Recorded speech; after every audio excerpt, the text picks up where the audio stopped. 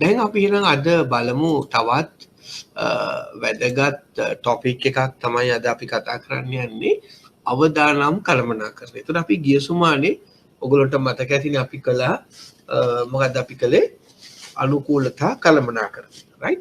අනිවාර්යයෙන්ම දැන් මම ඔයගොල්ලන්ට කියනවා දැන් අනිවාර්යයෙන්ම ඔයගොල්ලෝ මේ මෙහෙම ක්ලාස් ආවොත් මේම ඇවිල්ලා හිටියෝ ටික දෙනා හරි අනිත් අය මුගක් අය මන් දන්නේ මේ පස්සේ බලනවා හිට්ස් වලින් මට තේරෙනවා නමුත් අර ක්ලාස් එකට සහභාගී වෙන ප්‍රමාණය අඩුයි.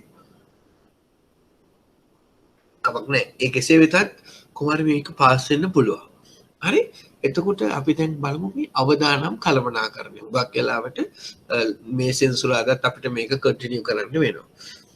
දැන් මේ අවදානම් කළමනාකරණ එක ඔගොල්ලෝ දන්නවා අද වර්තමානයේ මේ අතිශයින්ම වැදගත් මාතෘකාවක් බවට පත් වෙලා තින්නේ මේ අවදානම් කළමනාකරණය.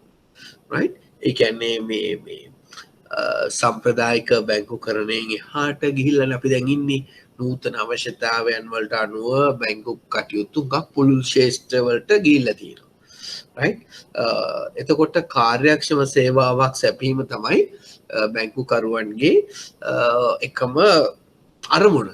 එතකොට එහෙම කාර්යක්ෂම සේවාවක් සපයනකොට අපි දන්නවා බැංකු උගක් අද කාලේ යොදා ගන්නවා මේ තාක්ෂණික ක්‍රමවේද.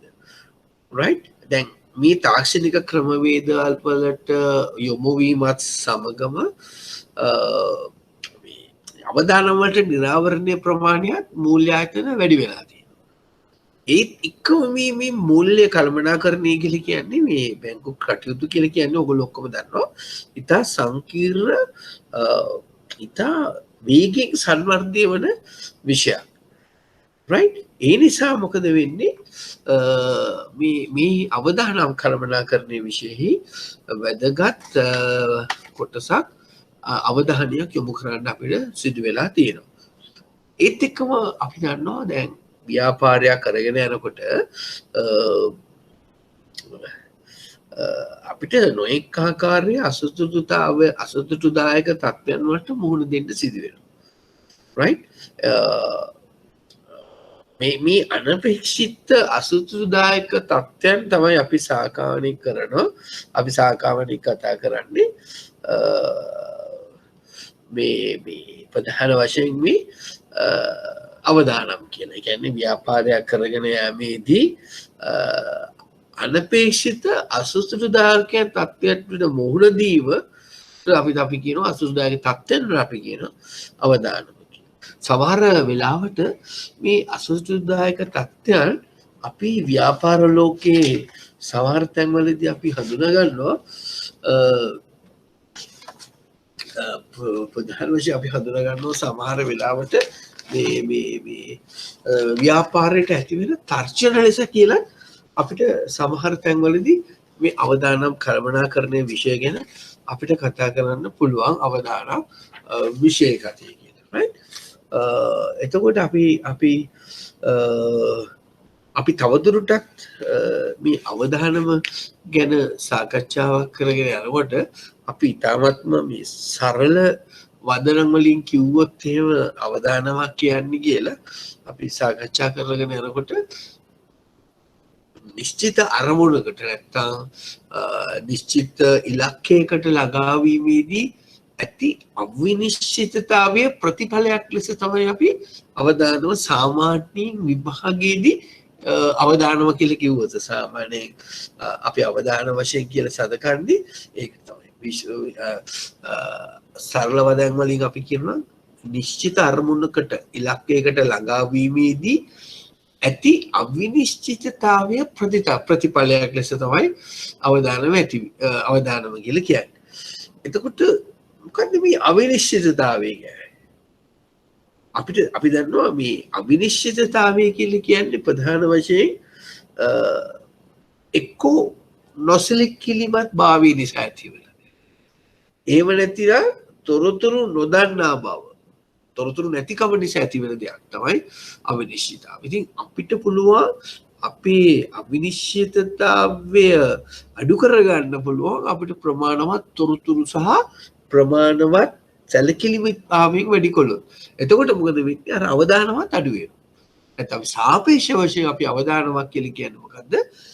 නිශ්චිත ඉලක්කයකට එහෙම නැත්නම් නිශ්චිත අරමුණකට ළඟා වීමේදී ඇති අවිනිශ්චිතතාවයේ ප්‍රතිඵලයක් ලෙස තමයි අපි අවදානව වශයෙන් අපි සාකච්ඡා කරන්නේ එහෙමයි. රයිට්? එහෙම නැත්නම් අනපේක්ෂිත තත්ත්වයක අනපේක්ෂිත සිද්ධියක් නිසා හටගන්නා අවාසිදායකතාවී තත්ත්වයකටත් අපි අවදානව වශයෙන් කියනවා.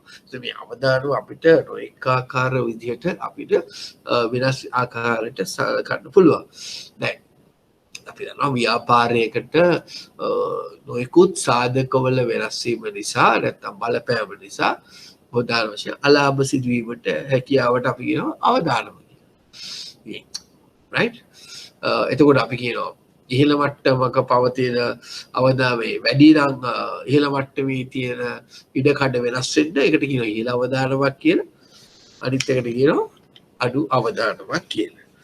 එතකොට මතක තියාගන්න ඕනේ තව කරුණක් තමයි මෙතනදී සමහර අවදානම් මතක තියාගන්න මේ ෂණිකව ඇති වෙන්න පුළුවන්. අපි ගොඩක් වෙලාට මේ ෂණිකව ඇති වෙන අවදානම් බොහෝ විට බාහිර සාධක මත තමයි නදාපව. දැන් ඔයගොල්ලෝ දන්නවනේ අපි අවදානමක් දැන් කොරෝනා ගන්නකො කොරෝනා වෛරසුත් කියන්නේ එක්තරා විදිහක ෂණික අවදානමක්නේ. මේවා බොහෝ විට බාහිර බලපෑම් සාධක නිසා ඇති වෙනවා. එතකොට සමහර අවදානම් තියෙනවා කාලයක් පුරා පොඩ ඇවිල්ලා ගොඩ නැගිමින් ඇවිල්ලා අන්තිමේදී තීරණාත්මක තත්ත්වයකට පත් වෙනවා. හුඟක් වෙලාවට අපි හොයාගෙන තියෙනවා මෙවැනි අවදානම් ප්‍රධාන වශයෙන් සිදුවන්නේ මේ අභ්‍යන්තර සාධක පදනම් කරගෙන කියන එක තමයි අපිට ප්‍රධාන වශයෙන් සාකච්ඡා කරන්න තියෙන්නේ. එතකොට තවදුරටත් අපි අවදානම ගැන අපි මේ අවදානම ගැන කතා කරගෙන ඉන්න නිසා සාමාන්‍යයෙන් අපි හැම දෙයක් පිළිබඳව පොට දැනගන්න ඕන නිසා සමහරවිට අපි කියනවා මේ අවදානම ප්‍රධාන වශයෙන් සම්බන්ධ වෙනවා ප්‍රතිලාභත් එක්ක. ඒක අපි දන්නවා හැමෝම දන්නවා අවදානම ප්‍රතිලාභත් එක්ක සංසාරය. ඒ කියන්නේ අපි කියනවා higher the risk මොකද්ද? higher the අපි වාක්‍යයක් දෙකේ higher the risk higher the return කියලා නේ. ඒක සාමාන්‍ය සංසාරදියක්. එතකොට මේ අවදානමයි විධාන වශයෙන් ලාභයයි අතර ඒක දෙක එකිනෙකට බැදී පවතින සංකල්ප දෙකක් වශයෙන් තියෙන්නේ. ප්‍රධාන වශයෙන් අපි කියනවා මේ සම්බන්ධතාවය අනුලෝම සම්බන්ධතාවය. ඒ කියන්නේ අවදානම වැඩිනකොට ප්‍රතිලාභත් වෙනවා. ඒක ප්‍රතිලෝම නෙවෙයි. ප්‍රතිලෝම කියන්නේ අනිත් පැත්ත. අවදානම වැඩිනකොට ප්‍රතිලාභය අඩු වෙනවා නෑ. ලාභයේ සහ අවදානම සහ ප්‍රතිලාභය අතර තියෙන්නේ අපි දන්නවා ධනාත්මක අනුලෝමීය සම්බන්ධතාව. right? ඒ නිසා අපි කිව්වා ඕනෑම ව්‍යාපාරයක් ප්‍රධාන වශයෙන් සිදුවෙන්නේ අවදානමක් නැතුව. අවදානම නිසා ව්‍යාපාරයට සිදුවෙච්ච අලාභයක් නම් අපි මොකද්ද කරන්නේ? පුළුවන් තරම් එම අලාභ වළක්වා ගැනීමට අවශ්‍ය කටයුතු කරනවා. හැබැයි ව්‍යාපාරිකයෙක් කියන්නේ නිතරම අවදානම් බාර ගන්නා පුද්ගලයෙකු බව අපි අමතක නොකළ යුතුයි. අවදානමක් ගන්න නැත්නම් ප්‍රතිලාභද ලාභද අඩු වෙන්න පුළුවන්. right? now සමහර වෙලාවට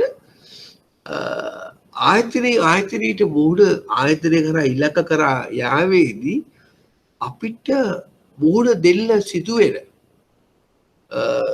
අවදානම් වෙනස් වෙන්න පුළුවන්. right? එවනම් ආයතනයක රුචිය වශයෙන් අපිට සැලකන්න පුළුවන් අවදානම් ගැනීමට එම ආයතනයේ තිබෙන කැමැත්ත. ඒකට අපි කියනවා risk appetite. right? අපි දන්නවා කොතරම් දුරට මූල්‍ය ආයතනයක් විශේෂයෙන් මේ අවදානම් ලබා ගැනීමට තිබෙන කැමැත්තට අපි කියනවා risk appetite කියලා. ඒතකොට මතක තියාගන්න මේ අවදානම් රුචිය කරුණු දෙකක් මත රඳාපවතින. අවදානම් රුචිය. මොකක්ද මේ කරුණු දෙක? එකක් තමයි risk capacity. එහෙම නැත්නම් කියනවා අවදානම් ධාරිතාවය. අවදානම්ධාරිතාවය කියලා කියන්නේ ආයතනයකට අවදානම අවශෝෂණය කොතරම් දුරකට කළ හැකිද යන්නේ. ආයතනයට ඒ අවදානම අවශෝෂණය කරගන්න පුළුවන් කොපමණ දුරකට. ඒකට කියනවා අවදානම්ධාරිතාවය. risk aversion. අනිත් එක තමයි risk attitude. ඒ කියන්නේ අවදානම් ආකල්ප. එතකොට අපි කිව්වා අවදානම් රුචිය මූල්‍ය ආයතනයකට අවධානය ගැනීමට තියෙන කැමැත්ත කියලා අපි රිස් අවදානම් රුචිය කියන. ඒක කොටස් දෙකකට බෙදෙනවා අවදානම් ධාරිතාවය සහ අවදානම් ආකල්ප. එතන අවදානම් ධාරිතාවය කියලා කියන්නේ ආයතනයකට අවධානම අවශෝෂණය කරගත්තේ කොතරම් දුරට සිදු කළ හැකිද කියන එක. එතකොට අවදානම් ආකල්ප කියලා කියන්නේ අපි කියනවා ප්‍රධාන වශයෙන් රිස් කැමැත්ත අකමැත්ත රිස් ලව රිස් ඇවර්ස් කියන්නේ. right? එතකොට මතක තියාගන්න මේ රුචි මේ අවදාන රුචිය තීරණය කරන තවත් සාධක කීපයකුත් තියෙනවා. මොනවා ආයතනයක අවදාන රුචිය තීරණය කරන සාධක කීපයකුත් තියෙනවා. ඒ සාධක වලට කියනවා අපි එකක් තමයි මේ මූල්‍ය උපකරණ වල තිබෙන ස්වභාවය. අපි දන්නවා කොපමණ පහුගිය අර 2009 10 2007 වර්ෂයේ මූලික අර්බුදයක් ඇති වෙනකොට ඒ සමහර මූල්‍ය උපකරණවල තිබූ ස්වභාවය සක්‍රීය ස්වභාවය ඉහළ අවදාන ස්වභාවය නිසා කොපමණ දුරට මූල්‍ය අතර කඩා වැටීමටත් පෙළඹුණාද එක හේතුවක්. අනිත් එක තමයි ආයතනයේට ලාභ වැඩි කර ගැනීම. තමුගේ ව්‍යාපාර කටයුතු දියුණු කර ගැනීමේදී අවශ්‍ය වුණොත් යම්කිසි අවධානමක් ගන්නවා.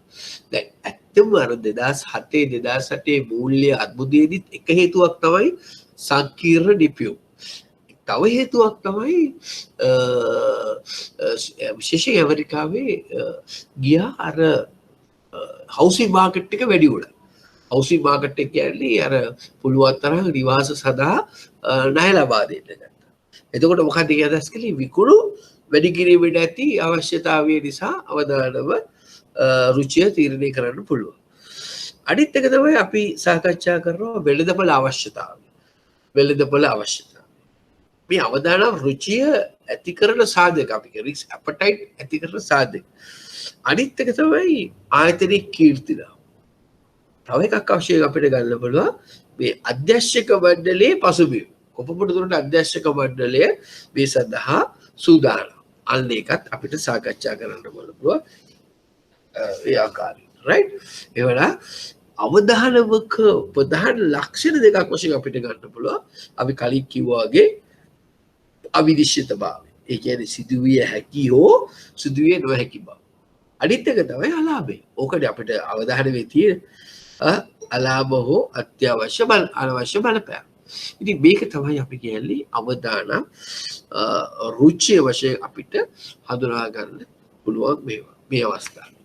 එතකොට අපි දන්නවා තවදුරටත් අවදානම් ප්‍රධාන වශයෙන් කොටස් දෙකකට බෙදන්න පුළුවන්. අපි මේ සාකච්ඡා කරමින් ඉන්නේ අවදානම කියන එකේ මූලික හැදින්වීම. right? අවදානම අපිට කොටස් දෙකකට බෙදන්න පුළුවන්. අලාභ පමණක් සිදුවන අවදානම්. දැන් උදාහරණයක් වශයෙන් ඒ කියන්නේ always bad. ඒ කියන්නේ සුද්ධ කියන අපි කියනවා සමහරවිට අවදානම සුද්ධ සහ සමපේක්ෂණය. right? දැන් මේ කොටස් දෙක තමයි අලාභ පමණක් සිදුවන අවදානම්. අපි ඒකට විතින් බ්‍රැකට් දාගන්න සුද්ධ අවදානම්. අවතිස්සම වෙන්නේ පාඩුව. right? මතක තියාගන්න සුද්ධ අවදානමේ හැවතිස්සම වෙන්නේ පාඩුව. right? එහෙමනම් අලාභ පමණක් සිදුවන අවදාන සාමාන්‍ය අවදාන කොටස් දෙකක් තියෙනවා. අලාභ පමණක් සිදුවන අවදානම ඒකට විතින් බ්‍රැකට් දාගන්න සුද්ධ අවදානම කියලා සුද්ධ අවදානම කියලා දාගන්න. හරි? සුද්ධ අවදානම. ඒක තමයි ස්වභාවික අනුතුරු. ආපදා, වංචා, හොරකම්, කීර්තනාවය, පළුදු වීම. ඒවා වළක්වා ගන්න බෑ. එවනම් මේවා වළක්වා ගැනීම සඳහා ක්‍රමවේද තියෙනවා. යම් කිසි විදියට වළක්වා ගැනීම සහ අඩු කර ගැනීමට ක්‍රම කීපයක්. right? අනිත් එක තමයි අලාභමින්ම ලාභද ජනනය කරන අවදානම. ඒ අවදානව ලාභයක් එක්කම අලාභයක් අපි ඒකට කියනවා සමපේක්ෂණය. ඒක 2way සමපේක්ෂණය. ඉතින් බ්‍රැකට් දාගන්න අලාභමින්ම ලාභද ජනනය කරන අවදානම වලට අපි කියනවා සමපේක්ෂණය. අරක 1 way මේක 2 way. දැන් උදාහරණ අපි හිතමු නව රිෆියුමක් වෙළඳපොළට හඳුන්ලා දුන්නම ඒක සාර්ථක වෙලා පුළුවන් නැති වෙලා පුළුවන්. එතකොට ඒකත් අවදානමක්. මතක තියාගන්න හැමතිස්සෙම අලුත් භාණ්ඩයක් වෙළඳපොළට හඳුන්වා දීමත් ඒකත් අවදානමක්. එතකොට අපි ඉගෙන ගත්ත ප්‍රධාන වශයෙන් අලාභ කොටස් දෙකක් ඇති වෙන්න පුළුවන්. ඒක අශුද්ධ සමපේක්ෂණය. ඒ කියන්නේ අලාභ පමණක් ඒ වශයෙන්ම අලාභ මෙන්ම ලාභද ලබා ගන්න. right? එතකොට ඇයි අපි එහෙමනම් ව්‍යාපාරයක් දැන් මේව කතා කරගෙන ඉන්නකොට ඇයි අපි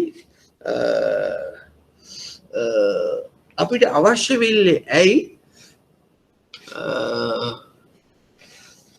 ලාභයක් ව්‍යාපාරයක් අවදානම වැදගත් වෙන්නේ ගත්තේ උල්ලේ ඇයි අපි අවදානමක් ගන්න ඕනි ව්‍යාපාරයක් කරනකොට අපි අවදානමක් ගත යුත්තේ ඇයි? ඒකට එක හේතුවක් තමයි ආයතනයේ තරගකාරී ලෙස සහ ආයතනයේ ගතික ලෙස හැසිරීම අපිට විවිධ ක්‍රියාමාර්ගයක් ගන්නවා. ඒ තුලින් අපිට ගන්න පුළුවන් තරගකාරී වාසිය. මේ තරගකාරී වාසිය තුලින් ලාභ ලබා ගැනීම තමයි බොහෝ විට මේ ව්‍යාපාරය මේ අවදානම් ගන්න පෙළඹෙන්නේ. right? okay. දැන් අපි ඊට පස්සේ බලමු අවදානම් ආදායමයි ප්‍රතිලාභයි අවදානම් ප්‍රාග්ධනය අතර තිබෙන සම්බන්ධතාවය. ඉතින් මම ඉඳලා අපි මේක කලිනුත් ටිකක් ඉගෙන ගත්තා. ගිය විට කලින් පාඩම වල. එතකොට ව්‍යාපාරයක් මුහුණ දෙන සිය අවදානව වළක්වා ගන්න පුළුවන් සම්පූර්ණ වළක්වා ගන්න බෑ කියන එක අපි දන්නවා. නමුත් ව්‍යාපාර අවදානම් බාරගන්නේ ඒවායි පාලනය කර ගැනීම සඳහා දැරිය යුතු පිරිවැය ලබාගත හැකි ලාභයට වඩා අඩුයි. ඔදී අවදානම පාලනය කර ගැනීම සඳහා දැරිය යුතු පිරිවැය ලාභයට වඩා අඩු නම් අපි ඒ සඳහා යනවා. දැන් කුමන තත්ත්වයක් යට පවිත්‍රාගෙන පවත්වාගෙන ගියත් මතක තියාගන්න අවදානමකට මුහුණ දෙන්න නම් අපිට අනිවාර්යයෙන්ම ප්‍රාග්ධනයක් ගොඩනගා ගත යුතුයි. දැන් බැංකුව විශේෂයෙන් ප්‍රාග්ධනයක් අවදානම බැංකු කියන්නේ අවදානම් වලට වැඩි අනිත් ආයතනවලට වඩා මුහුණ දෙන ආයතන. එහෙමනම් මේ අවදානට මුහුණ දීම සඳහා බැංකු විසින් කරනු ලබන එක දෙයක් තමයි මොකද්ද? බැංකුවල තිබෙන ප්‍රාග්ධන අවශ්‍යතාවය වැඩි කරගන්න. දැන් ඒකට තමයි අපි කියන්නේ අර බෆර්ස් ආරක්ෂක වැටක අවදාන ප්‍රාග්ධනයක් තියෙන්න ඕනේ. හදිසියෙන්වත් මොකක් හරි වුණත් අපි ගාව ප්‍රමාණවත් මුදල් තියෙනවා ප්‍රාග්ධනයක් තියෙනවා එය ආශෝෂෝෂ. ඒකනේ කිව්වේ අපි අර මුලින් කිව්වනේ ප්‍රාග්ධනයේ රුචිය බලපාන එක සාධකයක් තමයි කොපමණ දුරට අවදානම අවශෝෂණය කරගන්න පුළුවන්. දැන් මේ සඳහා ශ්‍රී ලංකා මහ බැංකුව සහ ජාතික අතර නියාමකයන් විසින් විවිධ වූ අවශ්‍යතාවයන් හඳුන්වලා තියෙනවා විශේෂයෙන් මහජන තැප්පතු බාර ගන්න අය. අපි ඒකට අපි කියනවා ප්‍රාග්ධන සපරොම් අවශ්‍යතාවය. නැත්නම් capital adequacy ratio. right? ඒ කියන්නේ අනපේක්ෂිත සහ අසතුටුදායක සිද්ධියක් හේතුවෙන් බැංකුවක් පාඩු ලබන තත්ත්වයට පත් වෙලා අස්ථාවර තත්ත්වයකට කියලා බැංකුව කඩා වැටීම අපි කිව්වා ඒක හොඳ දෙයක් නෙවෙයි. මොකද එහෙම කඩා වැටුනොත් මුළු ආයතනයේම මුළු බැංකු ශාස්ත්‍රයේම කඩා වැටෙනවා. ඊට පස්සේ ආර්ථිකය දක්වා කඩා වැටෙනවා.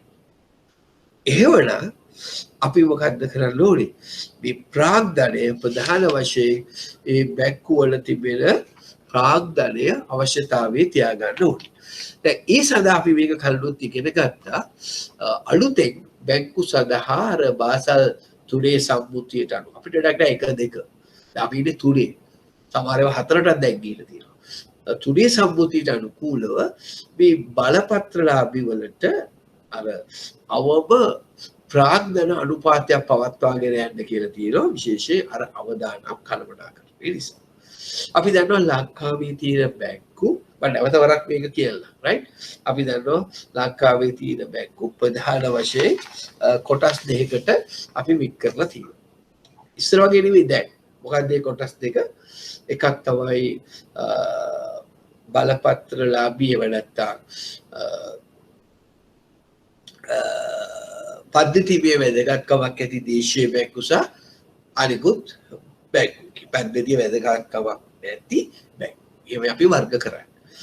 එතකොට අපි කිව්වා මේ බලපත්‍රලාභී බැංකු වලට සාමාන්‍ය බලපත්‍රලාභී බැංකු වලට ලංකාවේ තියෙන ඒවට අර පළමු පෙළ නැත්තම් ස්වාරක්ෂක පළමු පෙළ tier 1 සහ tier 1 සහ 2 වලට අමතරව අපි හඳුන්වන ප්‍රාග්ධන සංරක්ෂණ ස්වාරක්ෂක ප්‍රාග්ධන සංරක්ෂක ස්වාරක්ෂක right ප්‍රාග්ධන සංරක්ෂණ ස්වාරක්ෂක දැන් මේ ප්‍රාග්ධන සංරක්ෂක ස්වාරක්ෂක කියලා කියන්නේ ප්‍රධාන වශයෙන් අලාභ අවශෝෂණය කිරීම සඳහා ඉදිරිපත් කරන ලද අලුත් යෝජනා අලුත් ක්‍රමවේද ප්‍රාග්ධන සංරක්ෂක ස්වාරක්ෂක.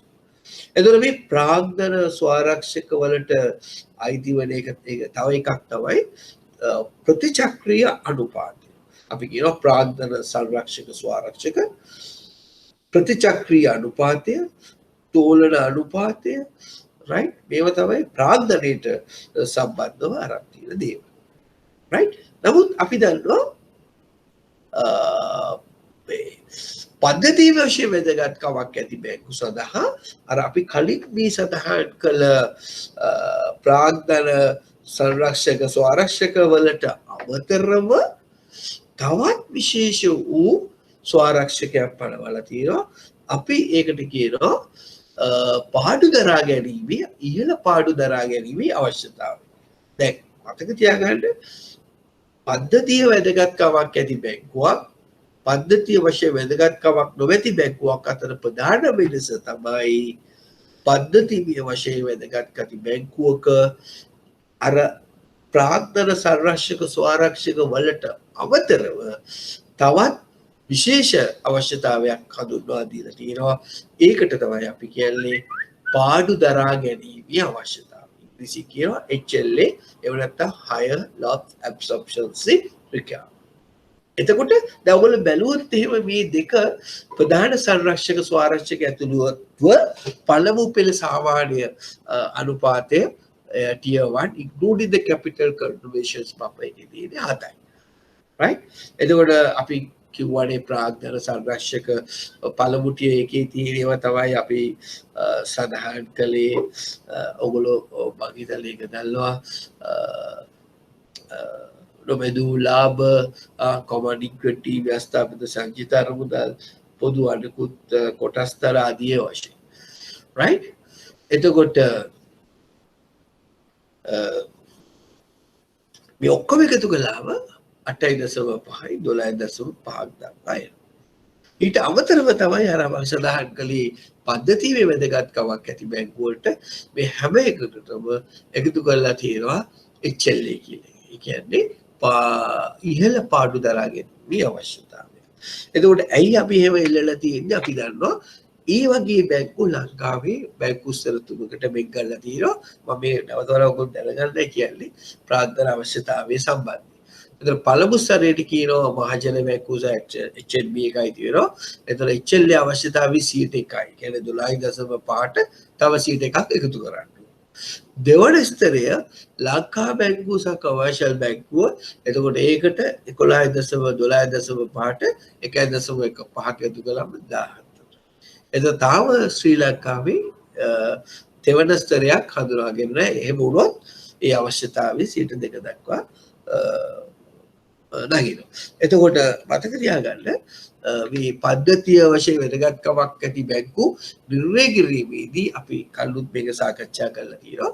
මොකද අපි බලපාන සාධක මේ බැංකුවේ විශාලත්වය, ඒ බැංකුවේ තිබෙන අන්තර් සම්බන්ධතාවය, ආදර්ශන කිරීමේ හැකියාව, මූල්‍ය ආයතන යටිතල පාසුකම්, සංකීර්ණ බව කියන මේ පද්ධති කරුණු 4 සලකලා තමයි අර අපි කලින් සඳහන් කරන ලද පද්ධතිය වැදගත්කමක් ඇති බැංකු අපි වෙනස්කමක් වශයෙන් සලකන්නේ අර සාමාන්‍ය බැංකු. ඒතර ලංකාවේ බැංකු පද්ධති වල බැංකු වර්ග දෙකයි.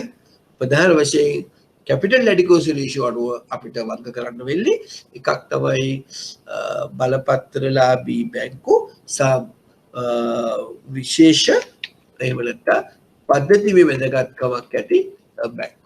ප්‍රධාන වෙනස තමයි පද්ධතියේ වැදගත්කමක් ඇති බැංකු වල විශේෂ වූ තවත් ප්‍රාග්ධනයක් ගොඩනගා විශේෂ ප්‍රාග්ධනයක් හඳුන්වා දීලා තියෙනවා අර ස්වාරක්ෂක සංරචක වලට තවත් වැඩිමනත් වශයෙන් පාඩු දරා ගැනීම අවශ්‍යයි. දැන් විභාගයේ දෙවොත් මේ වගේ ප්‍රශ්නයක් පද්ධතියේ වැදගත්කමක් ඇති බැංකු අනිත් බැංකුවකට වඩා වැඩියෙන් ඇති කරනු ලබන ස්වාරක්ෂක සංරචකයේ තමයි මොකක්ද ඒකට කියන්නේ අපි කියනවා පාඩු දරා ගැනීමේ අවශ්‍යතාවය. right? ඒ අනුව පාඩු දරා ගැනීමේ අවශ්‍යතාවය වෙනස් වෙනවා කොච්චරකින්ද? 1 සිට 2 දක්වා. ඒ අනුව ශ්‍රී ලංකාවේ බැංකු ස්තර තුනකට බෙදෙනවා. නමුත් ලංකාවේ ඒ ගණු ස්තරවල පළමු ස්තරේ සහ දෙවෙනි ස්තරේ විතරයි තාම තියෙන්නේ. දැන් ඇයි මේ වගේ ආදායමයි ප්‍රතිලාභයයි අවදානම් ප්‍රාග්ධනයයි සම්බන්ධ කළේ? මොකද මේ ප්‍රතිලාභය එහෙම නැත්නම් අවදානම මේ ප්‍රාග්ධනයත් අතර තිබෙන සම්බන්ධතාවය මම හිතනවා ඔයගොල්ලන්ට තේරෙන්න ඇති දැන් අවශ්‍යතාවය කොහොමද කියන්නේ. එවනම් මූල්‍ය ආයතනයක් ව්‍යාපාරික කටයුතු වලදී විවිධ අවදානම් වලට අපි මුහුණ දෙනවා කියලා කිව්වා. ඒවා ආයතනයේට පොදුවේ බලපාන වෙන්න පුළුවන්. මේ විශේෂව බලපාන අවදානම් වෙන්න පුළුවන්. ඒ විශේෂයෙන් අපි කිව්වා බැංකුවක බලපානවා විශේෂ අවදානම් සාපේක්ෂකව අනිත් අවදානම් වලට වඩා. මොකද බැංකුවට ඒක වැදගත් වන්නේ ඒ බැංකුව විශේෂයෙන් ගනුදෙනු කරුවන්ගේ මුදල් තැන්පතු ඒ අරමුදල් වශයෙන් භාවිතා කරන නිසා ඇතිවන බලපෑම බැරි. එහෙමනම් බැංකු මේ අවදානම විචක්ෂණශීලී ලෙස නැත්නම් විචක්ෂණශීලී අවදානම් කළමනාකාර රාමුවක් තුළ මෙම අවදානම් මට්ටම පිළිගත හැකි මට්ටමක් දක්වා පාලනය කිරීම මූල්‍ය ආයතනයක් තුළ වැදගත් කරුණක් වෙනවා. මූල්‍ය ආයතනයක් තුළ වැදගත් කරුණක් වෙනවා. right? එතකොට අපි මේ දක්වා සාකච්ඡා කළේ මොකද්ද? නැවතවරක් මම කෙටියෙන් ඔයගොල්ලන්ට පාදලා දුන්නොත් අපි මොකද්ද ඉස්සෙල්ලාම කතා කළේ? මොකද්ද මේ අවදානමක් කියලා කියන්නේ? මොකද්ද මේ අවිනිශ්චිතතාවයක් කියලා කියන්නේ? right? අපි කොහොම සමහර අවදානම් ශනිකව ඇති වෙනවා විශේෂයෙන් බාහිර කරුණු නිසා. සමහර අවදානම් පොඩ ඇවිල්ලා අවසානයේදී ඒවා තීරණාත්මක සාධක බවට තත්ත්වයක් වටපත් වෙනවා. ඒතර අවදානම් බාහිර වෙන්න පුළුවන්, අභ්‍යන්තර වෙන්නත් පුළුවන්. ඊට පස්සේ අපි සාකච්ඡා කළා අවදානම සහ ප්‍රතිලාභය අතර තිබෙන සහසම්බන්ධතාවය. එතකොට අපි කිව්වා ඒක ධනාත්මක සම්බන්ධතාවයක්. අවදානම වැඩි වෙන්න ලාභයත් වැඩි වෙනවා. එතකොට අවදානම ගැනීම මත රඳා පවතින අපි කැමැත්තට අපි කියනවා රුචියට අපි කියනවා අවදානම් රුචිය. එතන අවදානම් රුචිය ගැන කතා කරනකොට අපි කිව්වා කරුණු දෙකක්. එකක් තමයි අවදානම් ධාරිතාව. කොහොමද දුරට අවදානම ගැනීමට අවශෝෂණය කිරීමට ඒ ආයතනයකට හැකියාව තියෙනවා. ඊළඟ කරුණ තමයි අවදානම් ආකාරය. ඒක අපිට කොටස් දෙකකට බෙදන්න පුළුවන්. අවදානම් ගැනීමට තිබෙන කැමැත්ත සහ නොකැමැත්ත වශයෙන්. එතකොට අපි කිව්වා මේ අවදානම් රුචිය තීරණය කරන සාධක සාකච්ඡා කරනවා. ඊට පස්සේ තවදුරටත් අපි සාකච්ඡා කළා අවදානම ප්‍රධාන කොටස් දෙකක් තියෙනවා. අවදානම උගක් කියලාවට අලාභ විතරක් කියනවා. සුද්ධ අවදානමක් කියලා කියනවා. අවතිස්ස වේද අලාභය. හැබැයි අවදානම සමහර වෙලාවට ලාභ ලබන්නත් පුළුවන් අලාභ ලබන්න. ඒවට අපි කියනවා සමපේක්ෂණය. two ways. දැන් උදාහරණයක් වශයෙන් අපි එකට හඳුන්වලා දුන්නේ මොකද්ද? අලත් ගිරුවක් හඳුන්වලා දී. ෆේල් වෙන්න පුළුවන් ලාභ ලබන්න. right? ඊට පස්සේ අපි දෙකට සාකච්ඡා කළා ආදායම අවදානමයි ප්‍රාග්ධන අවශ්‍යතාවය. විශේෂයෙන් බැක්වර්ඩ් ප්‍රාග්ධන අවශ්‍යතාවය අතර සම්බන්ධතාවය. ඇයි බැක්කු වර්ගීකරණයේදී අවදානම මත තබා වර්ගීකරණය කිරීමේදී ප්‍රාග්ධන අවශ්‍යතාවය අනුව වර්ග කිරීම. කොටස් දෙකක් අපි සාකච්ඡා කළා. අවදානම නිසා බැක්වර්ඩ් හඳුන්වා දුන්නා. අපි ඒවට කිව්වා සංරචක කියලා. ස්වාරක්ෂක සංරචක. ඊට අමතරව තවදුරටත් මේ මෑතකදී බැක්වර්ඩ් අවීර වර්ගකරණයේදී ගිය අවුරුද්ද දෙසැම්බර් වගේ වර්ගීකරණයේදී අපි කතා කළා 2019 දී මතක් කරගන්න. ප්‍රාග්ධන සංරක්ෂක ස්වාරක්ෂක වලට අමතරව විශේෂයෙන් අවදානම නැත්නම් අලාභ අවශෝෂණය කර ගැනීමේ විශේෂ වූ අවශ්‍යතාවයක් ඉච්චෙන්නේ. ඒ අනුව අපි බැංකු වර්ග කළා පද්ධතියේ වැදගත් බැංකු සානිකුත් බැංකු. පද්ධතියේ බැංකු ඒ අවශ්‍යතා අවලාභ අවශෝෂණය කර ගැනීමේ අවශ්‍යතාවයේ ප්‍රතිශතය අනුව නවත ස්තර තුනකට අපි මේකද අපි ඒ දක්වා ඉගෙන ගන්නවා. ඊට පස්සේ අපිට කතා කරන්න ඕනේ විශේෂයෙන් මූල්‍ය ආයතනය මේ අවදානම කියන එක ප්‍රතික්ෂේප ලෙස කළමනාකරණය කරනවා. දැන් මේ සඳහා මතක තියාගන්න ඕගොල්ලෝ ලියාගන්නවා නෝට් එකේ කොහරි ඒකාබද්ධ අවදානම් කළමනාකරන රාමුවක් සම්බන්ධයෙන් හැම මූල්‍ය ආයතනයක් විශේෂ බැංකු ශ්‍රී ලංකා මහා බැංකු උපදේශ මාලාවක් කිව්වා බැංක් ඇක්ට් ඩයිරෙක්ෂන් 2011 දී 7 වන බැංකු උපදෙස් මාලා 2011 අවදානමක් කියන්නේ මොකද්ද කොහොමද අවදානම පාලනය කරගන්න ඒ සඳහා පිළිවෙලකට යුතු දේවල් කළ යුතු දේවල් පිළිබඳව යම් කිසි ඩයිරෙක්ෂන් එකක් කිව්වා ශ්‍රී ලංකා මහා බැංකුවේ 7 2011. එතන මේ වෙනකොට ඒකට යම් සංශෝධන ඇවිල්ලා තියෙනවා. නමුත් බැංකු විශේෂ අනුගමනය කරන්නේ මේ බැංකු. ඒවනම් අපි දැන් බලමු අපි මුලින් කිව්වා වගේ ඇයි මේ අවදානම් කළමනාකරණයක් කරන්න වැදගත්කම. right? දැන් උදාහරණයක් වශයෙන් අපි ගත්තොත් ඔයගොල්ලෝ දන්නවා ජපානයේ ඊට වසර 30කට කලින් සුද්දක් දූලි උනානේ බෝබ දාලා. නමුත් ජපානයේ නව ලෝකේ 4 වෙනි ස්ථානයට 3 වෙනි ස්ථානයට වගේ පත් වෙන්න පුළුවන්කම උනේ ආර්ථික වශයෙන් මේ ආර්ථික පද්ධතියට බැංකු දැක්වූ පද්ධතියේ දැක්වූ ඒ ගවඩේදී දැක්වූ සහයෝගය නිසා. ඒ විතරක් නෙවෙයි. අපි ගත්තොත් එක්ගලත්තේ රටේ අර කුෂිකාර්මික අතිරික්තය බැංකු හරහා තමයි අර කාර්මික විප්ලවයට උදල් ආයෝජනය. එතකොට ජර්මන් ලබා දුන් උපදේශක සේවාවන් සහ පහසුකම් මේ ඔක්කොම ඒ රටවල් වල අවදානම බැංකු ශාස්ත්‍රයේ ආර්ථිකයට වැදගත්. මේ වගේ වැදගත්කමක් තියෙන බැංකු කඩාවැටීමට දෙන්න අපිට සූදානම්. නමුත් අපි මෑතකදී හොයාගත් කරුණු අනුව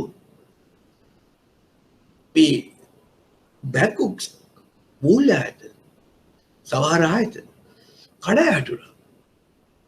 කඩාවැටීමේ හොයනකොට තමයි තේරුම් ගියේ මේ ආයතන කඩාවැටලා තියෙන්නේ ප්‍රධාන වශයෙන් ඒ ආයතනයේ අවදානම නිසි ආකාරයෙන් කළමනාකරණය නොකිරීම. right? දැන් ඒකට හේතු කීපයක් වශයෙන් සාකච්ඡා කළේ. අද සමාජයේ සිදුවන චූෂණ අයථා ගනුදෙනු ඉහළ යාම. ඒක හේතුව. අනිත් එක තමයි අද අපි කිව්වා ගෝලීයකරණය. වෙළඳපළවල් නිදහස් වීම. තවත් වෙළඳපළකින් තවත් වෙළඳපළකට ඇතුළු වී තිබෙන නිදහස්. ඒ සඳහා බලපාන නීති රීති ලිහිල් වීම. තාක්ෂණීය අති දියුණුව. විවිධ වූ අර වගේ ස්කර සකිර ගිලු උපකරණ හඳුන්වා දී. ආයතනික වාච්ඡා. එතකොට ආයතනය තුළ විධායක බලය ආයතන ලෙස ප්‍රයෝජනය ගැනීම. රටවල් අතරතුර තිබෙන මේ ත්‍රස්තවාදී ක්‍රියා විශුද්ධීකරණය. right? අනිත් කාර්යය තමයි හොඳම දේ තමයි දැන් කොහොමද දුරට මේ COVID-19 වසංගතය මේ අවදානම කළමනා කිරීමේ ඇති වැදගත්කම මම හිතනවා හොඳටම පැහැදිලිලා තියෙනවා. මේ COVID-19ත් අවදානම. අවදානම කළමනා කරුවේ නිසි ලෙස නොකිරීම නිසා කොපමණ දුරට අද ආර්ථික වශයෙන් ඒ ආයතනය වැටිලා තියෙනවද කියලා අපිට අවබෝධයක් ගන්න. right? ඉතින් මේක තමයි අවදානම් කළමනා කරවේ තිබෙන වැදගත්. right? හරි. එතකොට අපි බලමු දැන් ඒක අපි පොදු වශයෙන් කිව්වේ. දැන් අපි බලමු එහෙමනම් මේ අනිත් ආයතන ව්‍යාපාර ආයතනයකට වඩා බැංකු වැඩි වශයෙන් අවදානම් වලට අනිකුත් මූල දෙන්නේ ඇයි කියලා. right? right. අපි ඒදී කතා කරනකොට අපි කතා කරේ මම මුලින්ම සඳහන් කළා මේ තරගකාරීත්වය බැංකු ශාස්ත්‍රය තුළ වැඩි වීමත් සමගම හැම බැංකුවක්ම උත්සාහ කළේ ගනුදෙනුකරුවන්ට හොඳ සේවාවක් ලබා දෙන්න. ඉතින් මේ හොඳ ගනුදෙනුකාරක ආරක්ෂක සේවාවක් ලබා දෙනකොට විශේෂයෙන් ලංකාවේ වැඩි වශයෙන්ම තාක්ෂණීය භාවිතා කරලා තියෙන්නේ බැංකු ශාස්ත්‍රය. එතන බැංකු ශාස්ත්‍රය තුල නවීන තාක්ෂණයේ භාවිතා කිරීම බැවි අවදානමකට මොහොත දීලා තියෙන සම්බන්ධතාවය අනිකුත් ආයතනවලට වඩා වැඩි. ඒක එක. අනිත් එක බැංකු කියන්නේ මේ තුලනාත්මක වශයෙන් ඉහළ ලාභයක් සහිතව ශේෂ්ඨපත්‍රයේ මෙවුන ආයතන. එතකොට ඒ සඳහා වැඩි අවධානමක් ලැබෙන්න ඕනේ. මොකද වැඩි ලාභයක් උපයන්න යනකොට. අපි දන්නවා වැඩි ලාභයක් වැඩි අවධානය.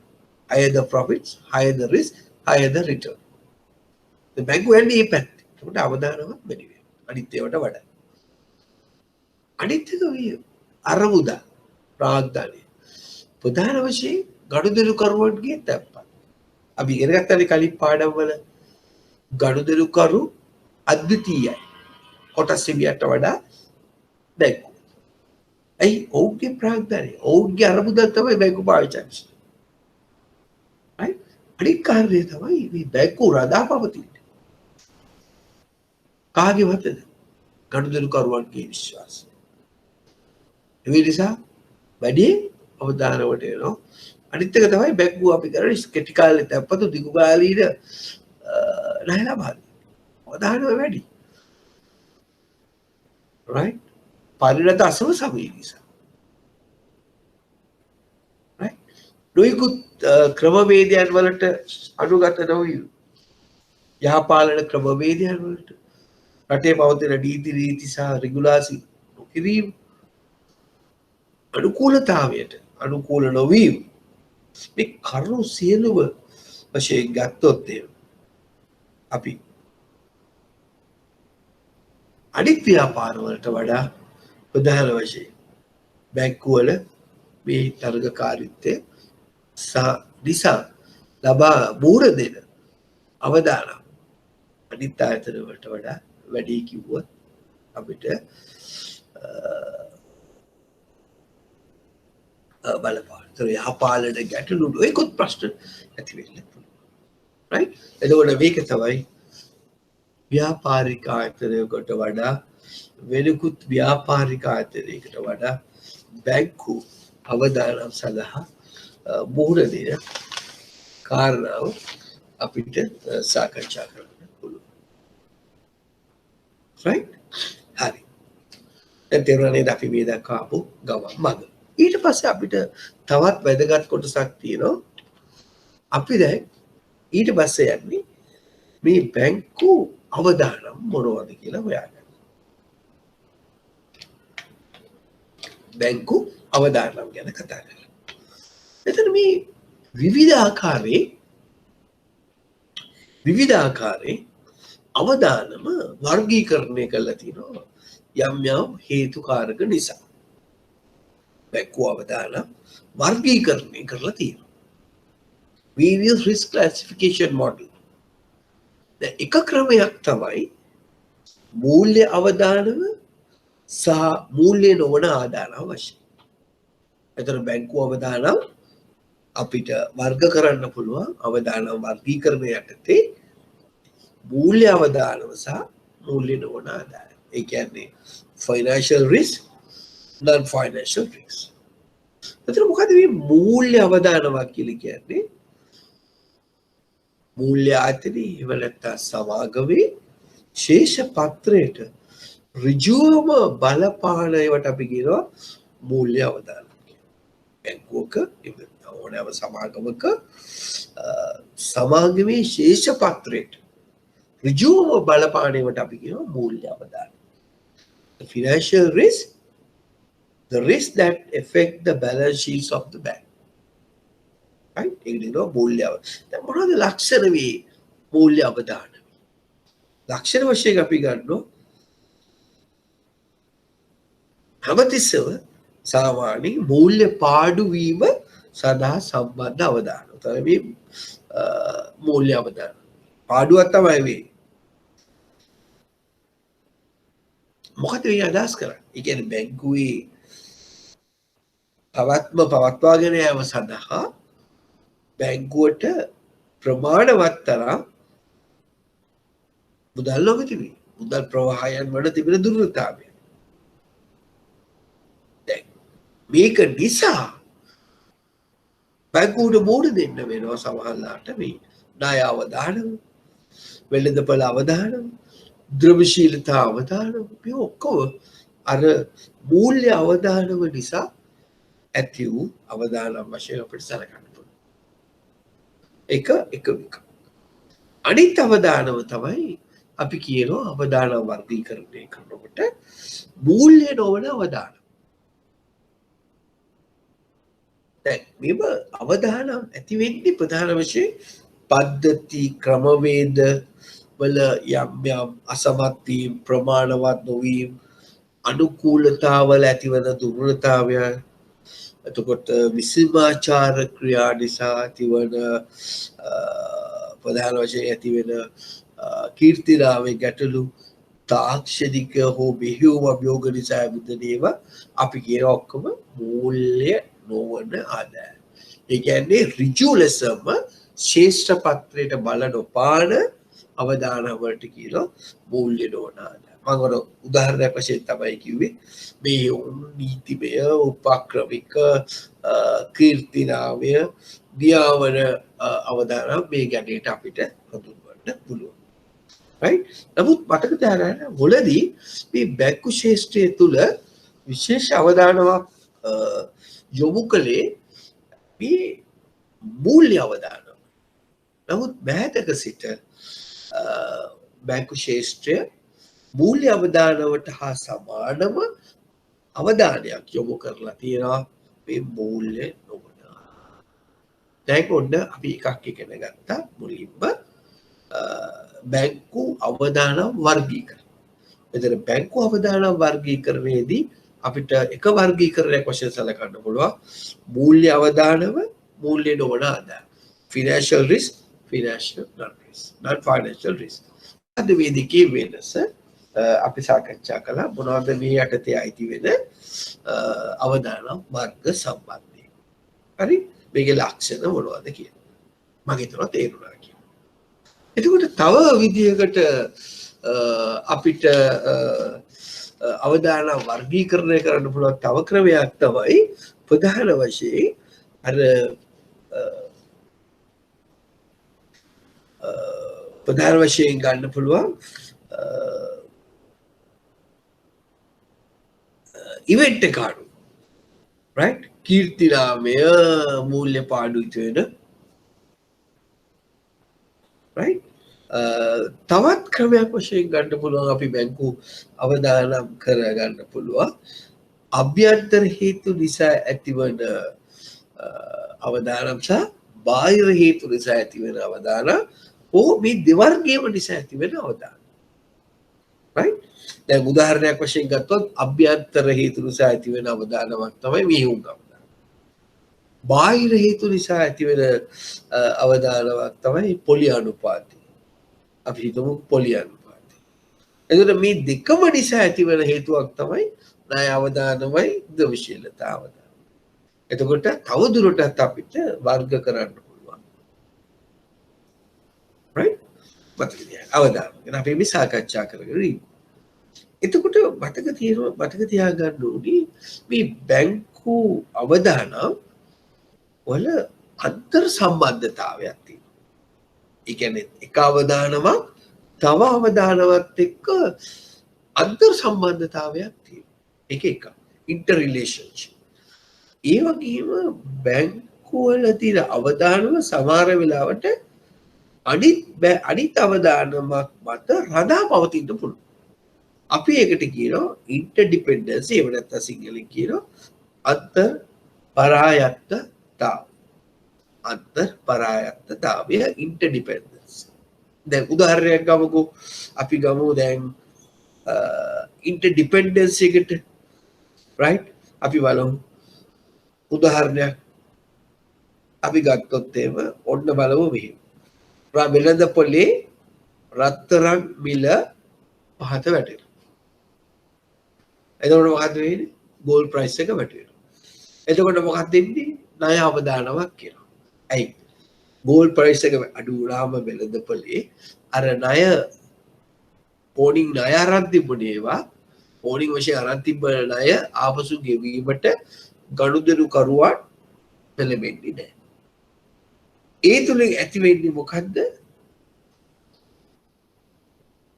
ද්‍රව්‍යශීලතාවය. දැන් බලන්න එක දිග සම්බන්ධතාවය ඔන්න ඉස්සලා බලන්න වෙළඳපොළ අවදානම නිසා පොලි ප්‍රතිශතය දැන් වෙළඳපොළේ රත්තරන් මිලවල අඩුවීමක් සිදු වෙනවා. මොකද්ද බලන්න පොලි අනුපාතය. නැත්තම් වෙළඳපොළ අවදානම මිල අඩුවීම නිසා රත්තරන් වල ඇති වුණ අවදානම. එතකොට ඒක බලපානවා ණය අවදානමට. ඇයි? දැන් බැංකු වලින් රත්තරන් බණ්ඩ උකස් තියලා ණය ගත්ත අය රත්තරන් වල මිල අඩු වීම නිසා ඒවා පියවන්න නැති වූ නිසා ණය අවදානමකට බැංකු මුහුණ දෙනවා. ඒ විදිහට ණය බැංකුවට නොලැබෙන විට ප්‍රමාණවත් සල්ලි ප්‍රමාණය එකතු නොවනකොට බැංකුව මුහුණ දෙනවා ද්‍රව්‍යශීලතා අවදානම. දැන් ඒකෙන් කියන්නේ පේනවා නේද මේ දැන් මෙම අවදානම අතර තිබෙන අන්තර් පරායත්ත භාවය ඩිපෙන්ඩන්ස්. ඒ වගේම තමයි අර කලින් කිව්වා වගේ රිලේෂන්ෂිප් එක තමයි ණය අවදානමයි ද්‍රව්‍යශීලතාවය. ණය කිව්වේ නැත්තම් ද්‍රව්‍යශීලතාවයක් ඇති වෙනවා.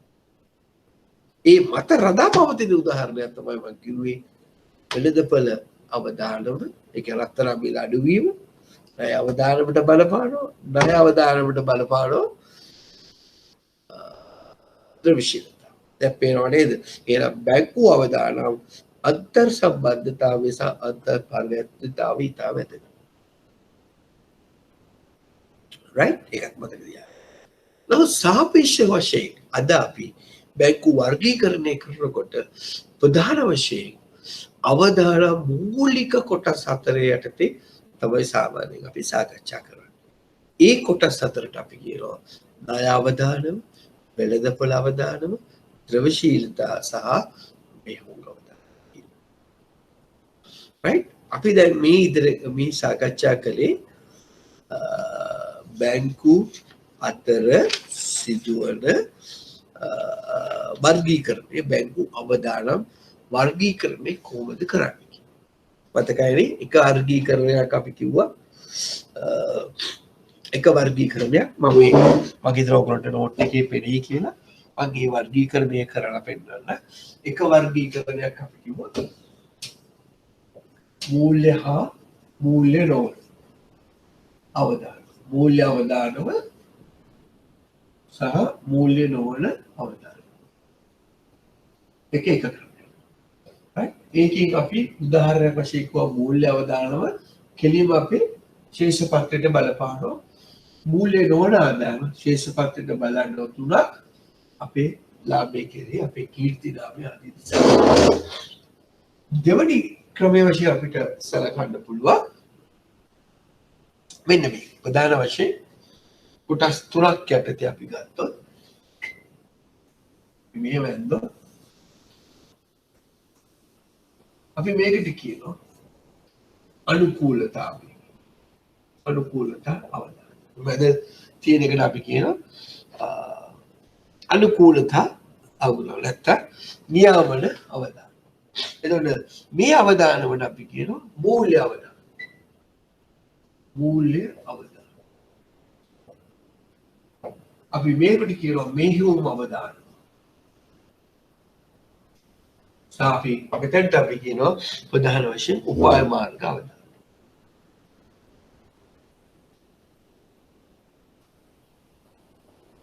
right? මහෙම. එතකොට අපි මෙතන කියනවා මේකට කියනවා නීතිමය අවදානම්.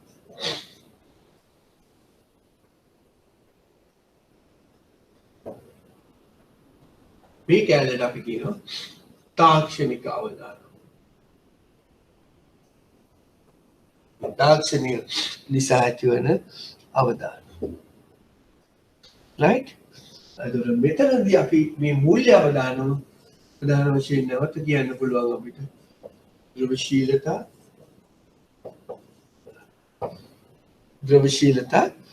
ණය සහ වෙළඳපොළ.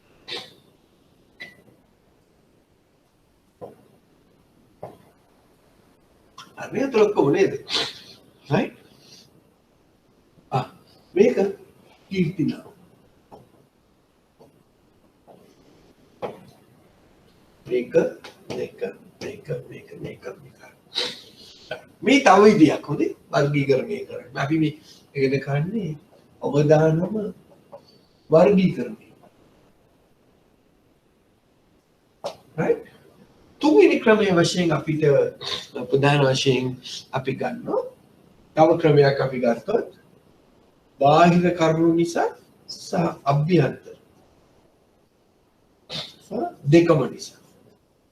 ඒ කියන්නේ බාහිර සහ අභ්‍යන්තර. හේතු නිසා, right? බාහිර හේතු, අභ්‍යන්තර හේතු, බාහිර සහ අභ්‍යන්තර හේතු නිසා නැවතවර අපිට ගන්න. දැන් ප්‍රධාන වශයෙන් අභ්‍යන්තර හේතුවක් වශයෙන් ගන්න පුළුවන් මෙහෙයුම් අවදානම්. එතකොට බාහිර හේතු නිසා අපිට ගන්න පුළුවන් වෙළඳපොළ අනුපාත. වෙළඳපොළ අවදානම්. රත්තරන් වල මිලෙහි වෙනස් වීම. වෙළඳපොළ අවදානම්. right? මේ දෙකටම නිසා අපිට ගන්න පුළුවන් උදාහරණ වශයෙන් ණය සහ ද්‍රවශීලතා අනුපාත. අභ්‍යන්තර වෙන්න පුළුවන් බාහිර වෙන්න. උදාහරණ මේක විදියක්. right? අපිට තව හතරවෙනි වශයෙන් අපි සාමාන්‍යයෙන් පොදුවේ ගන්නවා මොකක්ද? අපි දැන් මේ ඉගෙන ගන්න යන ණය වෙළඳපොළ ද්‍රවශීලතාවය සහ මෙහෙයුම්. එතකොට මම මේ ඔයගොල්ලන්ට පහදලා දුන්නේ සාපේක්ෂක වශයෙන් අපිට මේ අවදානම වර්ගීකරන්න පුළුවන් ආකාරය. එකක් තමයි මූල්‍ය හා මූල්‍ය නොවන අවදානම්. දෙවෙනි විදිහට මේ විදිහට අපිට අවදානම වර්ගීකරණය කරන්න පුළුවන්. ප්‍රධාන වර්ගීකරණය මේ ඔක්කොම අනුකූලතා අවදානවට යට. මේ ඔක්කොම අනුකූලතාවයට අනුකූලව වැඩ කරන්න. දැන් නියාමන අවදාන. නියාමන අවදාන. නියාමනේ මේ හැමදේම බාර. right? තව එකක් තමයි බාහිර අභ්‍යන්තර සහ මේ දෙකම නිසා ඇති වෙන අවදාන. හතර ක්‍රමයේ තමයි දැන් අපි ඉගෙන ගන්න යන ප්‍රධාන අවදාන වශයෙන් ප්‍රධාන කොටසක් හතරක් යටතේ අපිට. එතකොට අපි සාකච්ඡා කළා මේ අවදානම් වල තිබෙන අන්තර් සම්බන්ධතාවය එහෙම නැත්නම් ඉන්ටර් රිලේෂන්ෂිප් සහ අන්තර් පරායත්ත භාවය. අන්තර් පරායත්ත භාවය. interdependence. උදාහරණයක් තමයි මේ interdependence වලට රත්තරන් මිල අඩුවීම, වෙළඳපොළ අවදානම, ණය පැහැරවීම, ක්‍රෙඩිට් රිස්ක් ඒක නිසා ඇති වෙනවා ද්‍රවශීල. මේක මතක්. right okay. මම හිතනවා දැන් අවබෝධයක් ඇති මේ අවදාන වර්ගීකරණය. right අපි පොඩි අවබෝධයක් ගත්තේ මේ කොහොමද මේ අවදාන වර්ගීකරණය කරන්නේ කියලා. හරි okay. එහෙමනම් අපි ප්‍රධාන වශයෙන් මේ ණය වර්ග ගැන අපි කෙටියෙන් සාකච්ඡා කළොත් මේ ණය අවදානම කියලා මේ ණය වර්ග කියලා අපි කෙටියෙන් සාකච්ඡා කළොත් එකක් තමයි මේ ණය අවදානම කියන්නේ මේ ණය පැහැර හැරීම නිසා ණය ගැතියන් ණය ලබාගෙන එම ණය පැහැර හැරීම නිසා ඕ ගෙවීම ප්‍රමාද වීම නිසා ඇතිවන අවදානමට අපි කියනවා ණය අවදානම. තවත් කෙටි වල අපි ඊට පස්සේ මේ ණය අවදානම පිළිබඳව දීර්ඝ ලෙස අපි සාකච්ඡා කරන්න යනවා ඉදිරියේදී. මොකද්ද ණය අවදානම, කොහොමද ඇති වෙන්නේ, කොහොමද වළක්වගන්නේ ආදී කරුණු. වෙළඳපොළ අවදාන. දැන් වෙළඳපොළ අවදානම ඒ කියන්නේ වෙළඳපොළෙහි විවිධ මිල වල ඉහළ පහළ යාම අර උදාහරණයක් වශයෙන් අපි ගත්තේ රත්තරන්. එතකොට අපිට කියන්න පුළුවන් පොලි අනුපාත, විනිමය අනුපාත, ස්කන්ධ මිල, පාරික භෝෂික ද්‍රව්‍ය වල අඩුපාඩු වැඩිවීම මේ සියල්ලම නිසා ඇතිවන අවදානමට අපි කියනවා වෙළඳපොළ අවදානම කියලා. දැන් ඒකත් අපි දීර්ඝ ලෙස පසුව සාකච්ඡා කරමු. ඊට පස්සේ අපිට ඉගෙන ගන්න තියෙන අවදානම තමයි මෙහෙයුම් අවදාන. අභ්‍යන්තර ක්‍රියාවලියක් නිසා, පද්ධති, පුද්ගල නිසා, බාහිර සිදුවීම් නිසා යම් කිසි විදියකට ඇති වෙන අවදානමට අපි කියනවා මෙහෙයුම් අවදාන. එතකොට තවත් වැදගත් අවදානමක් තමයි අපි ඉගෙන ගන්න යන විද්‍රවශීලතා අවදාන. විද්‍රවශීලතා අවදානව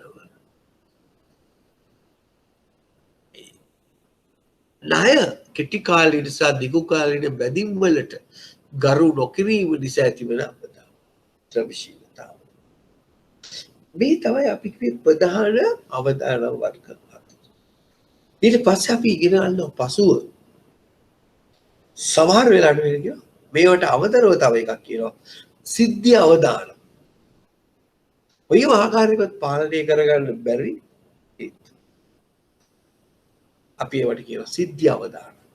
අපි බලමු මොනවද මේ සිද්ධි අවදාන පස්සේ. එතන අපි මේදී සාපේක්ෂ වශයෙන් කළේ මේ අවදානම ඉතාමත්ම කෙටියේ හඳුනා ගැනීම. ඉතාමත්ම කෙටියේ හඳුනා ගැනීම. එහෙමනම් දැන් කොහොමද අපි මේ අවදානම් හඳුනා ගන්න? කොහොමද අවදානම හඳුනාගන්නේ කොහොමද? මේ අවදානම තියෙනවා මේ අවදානම තියෙනවා. මේ සඳහා අපිට උපකාරී වෙන එක කාර්යයක් තමයි අපේ pestal analysis සහ SWOT analysis. ෂඩුවත විශ්ලේෂණය සහ වාර්ෂික විශ්ලේෂණය අපිට උපකාරී වෙනවා මේ අවදානම් හඳුනා ගන්න. එකක්. දෙකක් අභ්‍යන්තර විගණක තොරතුරු විශේෂයෙන් මේ අවදානම සම්බන්ධයෙන් අපිට අවබෝධයක් ගැනීමට හැකි වෙනවා. විගණක අභ්‍යන්තර විගණක වාර්තා තොරතුරු උපකාරී වෙනවා මේ අවදානම් හඳුනා. තව එකක් තමයි අපිට බාහිර උපදේශකයෝ අපි දෙන ස්ටඩි එකක් කරලා අපිට කියලා කියලා අපේ බැංකුව බෝඩ් දෙන අවදානම්. එහෙම නැත්නම් බැංකුවීන සේවකයෝ අතර ඉහළ කලබලකාරීත්වය අතර බුද්ධි බල ඇගීමක් බ්‍රේන්ස්ටෝමින් සෙෂන් එකක්. ඔවුනුත් අපිට අවදානම හඳුනා ගැනීමට උපකාරී. ඒ වගේම තමයි සමහර අපේ නියාමකවරු අපිට උපකාරී වෙනවා. අපේ අවදානම හඳුනා. ඒකත් එක්ක සමහර වෙලාවට අපිට උපකාරී වෙනවා බාහිර විගණක විශේෂ නිකුත් කරනු ලබන කළමනාකරන ලිපිය අපිට දුර්වලතාවය හඳුනා ගැනීම අපිට උපකාරී කළමනාකරන. එතකොට අවදානම් නිලධාරි විසින් පිළියෙල කරනු ලබන ආතති පරීක්ෂාවල් මේ ගොඩාක් අපිට උපකාරී වෙනවා මේ අවදානම් හඳුනා. right? එතකොට අපිට කොහොමද අපි බැංකුවක් තුළ අවදානම හඳුනා ගන්න භාවිතා කරන්න පුළුවන් ක්‍රම කියලා කිව්වා. ඕවා තමයි කීපය. සදුවත විශ්ලේෂණය, පාර්ශ්වික විශ්ලේෂණය, බාහිර උපදේශකයන්ගේ උපදෙස්, අභ්‍යන්තර විගණකගේ තොරතුරු, එතකොට බුද්ධි පළ නැත්නම් බුද්ධි බ්‍රේන්ස්ටෝමින් සෙෂන්ස් වලින් ආයතනය තුලින් ආතති පරීක්ෂාවේ නියාමකයන්ගේ උපදෙස්, බාහිර විගණක විසින් කරනු ලබන කළමනාකරන ලිපිය මේ සියලුම දේව අපිට මේ අපේ බැංකුවක් තුළ තිබෙන අවදානම් හඳුනා ගැනීමට උපකාරී වෙනවා. එහෙමනම් මෙලෙස හඳුනාගත් අවදානම් අපි ඉගෙන ගන්න. මේ ඇතිවන බලපෑම, ඇයි මේක මූල්‍ය ශේෂ්ත්‍රයකට වැදගත්? මේ අවදානම් වල ඉතාමත්ම සාරාංශයට වැදගත්කම්.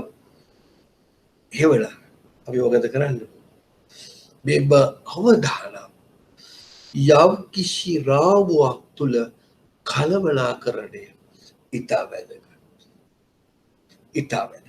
කළමනාකරණය ඉතා වැදගත්. right? එතකොට මේ සදා අපි බැංකු අවදානම් කළමනාකරණයේ ඉතිහාසයේ කතා කළොත් අපි නූතනයේදී වැඩි කතා කළා. ඇත්තම මේ අවදානම ගැන මුලින්ම කතා කළේ අපි කිව්වේ කළමනාකරණයේ පියාවශයෙන් සැලකුව 1916 දී හෙන්රි ෆෙයෝල්. ඊට පස්සේ මේ අවදානම් කළමනාකරණයේ සම්බන්ධයෙන් වැදගත් අදහසක් ඉදිරිපත් කළේ 1956 දී රසල් ග්ලැග්හර් කියන. එතකොට අද වෙනකොට මේ අවදානම් කළමනාකරණය මේ වෙනකොට ඉතාමත්ම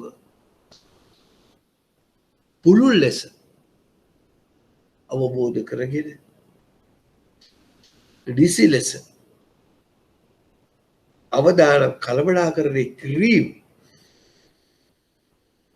කොපමණ දුරට කළ හැකිද? කළ යුත්තේ මොනවද? ඉතාමත්ම බැරෑරුම් ලෙස සාකච්ඡා කරමු.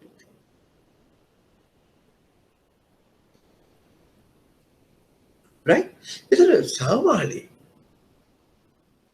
මේ සදා භාවිතා කරන ප්‍රධාන වශයෙන් කොටස් දෙකක් තමයි අපි කියනවා සම්ප්‍රදායික කළමනාකරණය ඒ අවදානම් කළමනාකරණය. සම්ප්‍රදායික අවදානම් කරනවා. නමුත් අද මේ විවිධ අවදානම් කළමනා කර ගැන සාකච්ඡා කරනකොට පොදුවේ භාවිතා කරනවා ඒකාබද්ධ අවදානම් කළමනා කරන්නේ. ඒකාබද්ධ integrated risk management. දැන් එතකොට මේ සඳහා ශ්‍රී ලංකා වහ බැංකුව විසින් මම ඔයගොල්ලන්ට කලින් සඳහන් කළා අංක 7 2011 දී ඒකාබද්ධ අවධානය කළමනා කරන රාමුවක් කොහොමද හඳුනාගන්නේ? ඒ සඳහා වැළැක්වීම සඳහා ගත යුතු ක්‍රියාමාර්ග, මේට අනුබද්ධ ඇති කරගත යුතු ප්‍රාග්ධන අවශ්‍යතාවය සම්බන්ධයෙන් අපිට බැංකුවට උපදෙස් ලබා දෙනවා. අද අපි ඒ සඳහා අපි කිව්වා අපි ඉගෙන ගත්තා ආයතනික යහපාලනයේ අධ්‍යක්ෂක අඩු කමිටු ඒක පස්සේ සාකච්ඡා කරමු. right? ඒවල අද අපි තවදුරටත් මේක පුරුදු කරලා අපි කතා කරනවා ඒකාබද්ධ අවදානම් කළමනා කරන එක්කම විවසාත්මක අවදානම් කළමනා කරන. ඒ කියන්නේ enterprise risk management. enterprise risk management framework. ඒකේ හදාස් කරන්නේ මොකක්ද? ආයතනයක් තුළ සාමාන්‍ය සිදුවන කළමනා කරන සිතියක් තියෙනවානේ. සැලසුම්කරණය, සංවිධානය, මෙහෙවීම, පාලනය මේ යන කළමනාකරණ සිතියක් ක්‍රියාවලියේදී ඇතිවන ආයතනයේ ප්‍රාග්ධන සහ ඉපීම් කෙරෙහි බලපාන අවදාන අඩු කිරීම. මේකට තමයි අපි කියන්නේ enterprise අවදාන කළමනාකරණය කියලා. එහෙම නැත්නම් විවසාත්මක අවදානක් කළමනා කරේ. එහෙම නැත්නම් සුගත කියලාට අපි කියනවා integrated risk management framework කියලා. දැන් ඔයගොල්ලන්ට තේරෙනවා ඇති මේ අවදානව යම්කිසි රාමුවක් තුල කටයුතු කිරීමේ වැදගත්කම. ඒක තව හේතු කීපයක් තියෙනවා.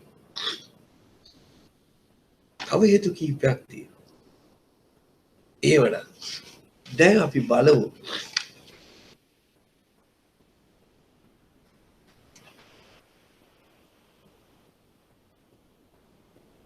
මේ අවදාන කළමනාකරණය කරන්නේ කොහොමද කියලා. අපි කියනවා සාපේක්ෂකව අද සමාජයේ හොඳ බැංකුවක් කියලා කියන්නේ මොකක්ද? හොඳ බැංකුවක් කියලා කියන්නේ බැංකුවේ අවදානම් කළමනාකරණය නිසි ආකාරයෙන් පවත්වාගෙන යන බැංකුවකට අපි කියනවා හොඳ බැංකුවක් කියලා. right? හොඳ බැංකුවක් කියලා කියන්නේ වඩා අවදානම් කළමනාකරණයක් පවත්වාගෙන යන බැංකුවකට අපි කියනවා හොඳ බැංකුවක් කියලා.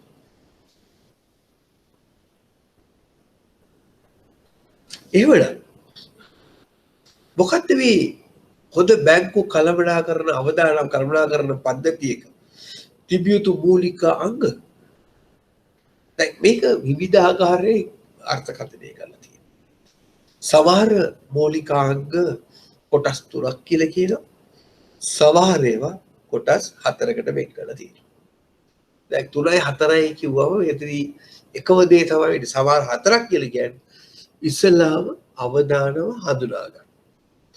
identification. දැන් දෙක තමයි ඒ අවදාන මට්ටමයි.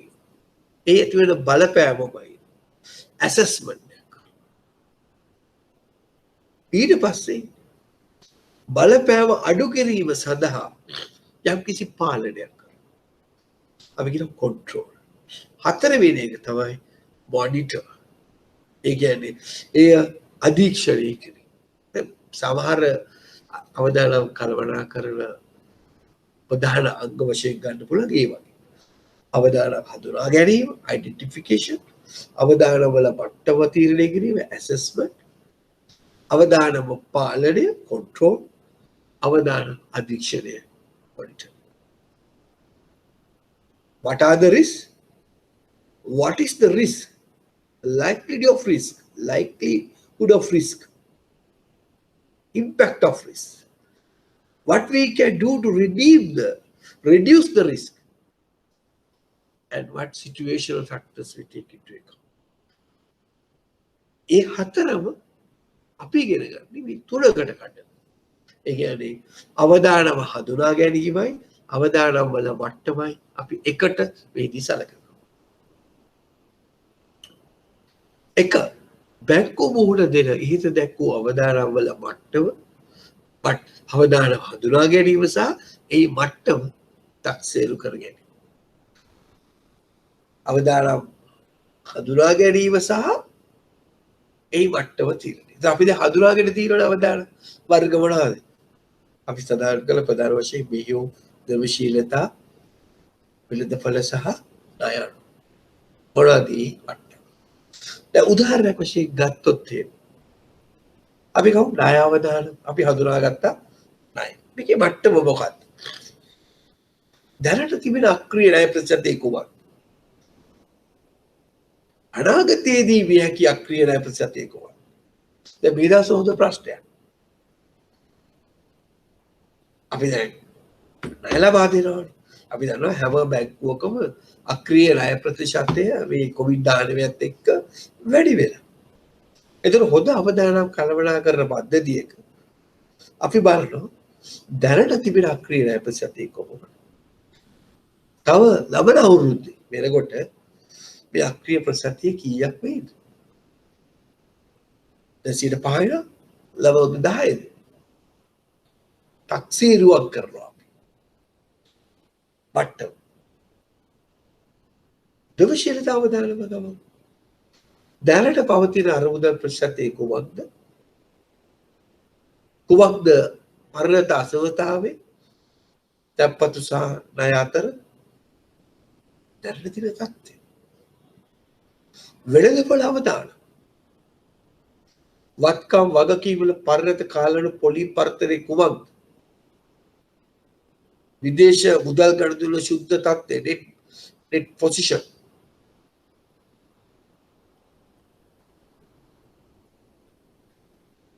දැන් ඔයගොල්ලෝ දන්නවා මේ මෑතකදී ඊයේ නැත්නම් පෙරේදා ගිය සුමානේ. ඒ කියන්නේ මේ සුමානේ මුල දවස්වල ශ්‍රී ලංකා මහ බැංකුව විසින් හඳුන්වා දුන්නා ෆෝවර්ඩ් කොන්ට්‍රැක්ට් යන්න එපා කියලා. පාස 3ක් යනකම් ෆෝවර්ඩ් කොන්ට්‍රැක්ට් යන්න. කාට හරි කියන්න පුළුවන්ද ඇයි ඒ කියලා? ඇයි ශ්‍රී ලංකා මහ බැංකුව විසින් ඒ වගේ නියමයක් ඇතිපත් කළේ? ෆෝවර්ඩ් කොන්ට්‍රැක්ට් පාස 3ක් යනකම් ගහන්න එපා කිව්වේ ඇයි? කාට හරි උත්තර දෙන්න පුළුවන්? ඇයි ශ්‍රී ලංකා මහ බැංකුව ෆෝවර්ඩ් කොන්ට්‍රැක්ට් මාස 3ක් යනකම් ගහන්න එපා කියලා කොමර්ෂල් බැංකුව වලට කිව්වේ? හේතුව මොකක්ද? ද්‍රවශීලතාව වෙළඳපොලේ තියෙන අස්ථාවරත්වය. ඔව් ඒ කියන්නේ දරුවෝ දැන් අපි හිතමු දැන් කොන්ට්‍රැක්ට් ගහනවා කියන්නේ මොකක්ද? අපි බැංකුවක් ඔව් මාකට් එකට යනකොම ඒක ෆික්ස් කරනවානේ දැම්මම. ඒ ගාට ප්‍රමාණවත් ෆොරින් කරන්සි අවශ්‍යයි. තේරුණා නේද? මක්කිවේ තේරුණා නේද? එතකොට යම් කිසි තිබෙන ෆොරින් කරන්සි වල තිබෙන ද්‍රවශීලතාවය නිසා ඔය හරි එක්තරා විදිහට ඒක හේතුව. වෙළඳපොලේ right තේරුණා නේද? okay good. එතකොට තව මෙහෙම අවදාන. දැනට තිබෙන තත්ත්වය. ණය අනුමත කිරීම, මූල්‍ය වෙළඳපොළ ගනුදෙනු, බලතල සීමාවන්. මේවා තමයි මෙහෙම අවදාන. එතකොට අපි හඳුනාගත්තා අවදාන මොනවද? ණය අවදානවද? ඔබට අපි ඉගෙන ගත්තේ. දැක්ට මේවල තිබෙන තත්ත්වය කොහොම මට්ටම වුණාද? ණය අවදානම 5%යි. අපි හිතුව අනාගතයේ කීයද? 10යි. දැක්ට තියෙන මට්ටම. හරි? right. පළවෙනි එක හරිනේ. අවදානම සහ හඳුනා ගැනීම සහ අවදානම් මට්ටම තියෙන. එතකොට අර සාමාන්‍ය උගක් කෙනාවට මේ ක්‍රමවේදයේදී ක්‍රමවේද ඔව් කුපිලා කියන වල චුට්ට නිදියනේ. ප්‍රශ්න හතරකට යනවා. ණය අවදාන. ඊළඟට බැක්කුව කුමන මට්ටමේ මෙව අවදානම් වලට මුහුණ දෙනවාද යන්න තීරණය කෙරේ. දෙක. පාලනය කොන්ට්‍රෝල්. කොහොමද බලපෑම අඩු කරන්නේ? මොකක්ද ඇති වෙන බලපෑම? දැන් උදාහරණයක් ගමු නෑ. වැක්කියුම් අක්‍රිය නැහැ ප්‍රතිශතය. කොහොමද දුරට අපිට යන්න හැකිද? 10ක්. බලාපොරොත්තු වෙනවා 10ක්. ඒක 5කට අඩු කරන්නේ කොහොමද? එහෙම නැත්නම් දැනට තියෙන ප්‍රමාණය ඔය යත හැකිද? ද්‍රවශීලතා අරමුදල් අවදාන. right? කොපමණ ප්‍රමාණයක් අඩු කරගත්ත දැනට ඉස්සරහට තියෙන වට්ටම කොපමණ ප්‍රමාණයක් අඩු කර ගැනීම සදා අපිට ගත හැකි ක්‍රමවේද මොනවද? කොහොමද මේක පාලනය කරන්නේ? තවදුරටත් වැඩි වී. ඒක දෙක. තුන තමයි මේ වට්ටමේ පවත්වා ගැනීම සඳහා අපිට ගත හැකි ක්‍රියාමාර්ග අධීක්ෂණය ප්‍රාර්ථනය ලාභී ප්‍රමාණය අනුව ද්‍රවශීලතාවය අනුව කළමනාකාරීත්වය යම් යම් ක්‍රියාමාර්ග කොන්දේසි නීති රීති මහ බැංකුව විසින් නියමකට ඇති විධිමත් කරන කොන්දේසි අනුගමනය කිරීම අපිට තීරණය කරන වට්ටමේ අවදානම් පාලනයටත් එම අවදානම් වලින් බැංකුවට ඇතිවිය හැකි අලාභ සහ අහිතකර ප්‍රතිපාද ආවරණය කිරීම පිණිස ප්‍රමාණවත් සම්පත් පවත්වාගෙන යන ප්‍රාර්ථනය. ඒක තමයි කිව්වේ. ප්‍රාර්ථනීය වෙච්ච ප්‍රමාණයක් අපි පවත්වා ගත යුතුයි. කොපමණ ලාභී පිය යුතුයි. කොපමණ ද්‍රවශීලතා වත්කම් පවත්වා ගත යුතුයි. මේ කරුණු තමයි අපි ප්‍රධාන වශයෙන් හොඳ කළමනාකරන අවදානම් කළමනාකරන පද්ධතියක අපිට තිබිය යුතු කරුණු. right? දැන් එතකොට මම හිතනවා ඔයගොල්ලන්ට මේක තේරෙන්න ඇති කියලා මේ කරුණු. එවනම් අපි දන්නවා අපි උපාය මාර්ග ක්‍රියාමාර්ගයේදී අපි සලකා බලන්න ඕනේ අපගේ මේ අවදානම් කළමනාකරණය තිබිය යුතු මට්ටම්. දැන් මේ සඳහා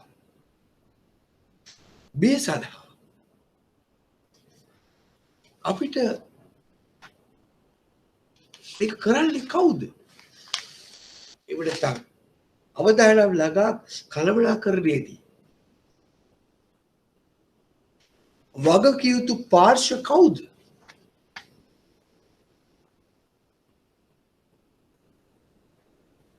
මේක ස්වාධීන ක්‍රමවේදයක් තුළ සිදුවිය යුතුයි. මෙම අවදානම් කළමනාකරණය විභාගෙදී මේ වගේ ප්‍රශ්නයක් අහන්න පුළුවන්.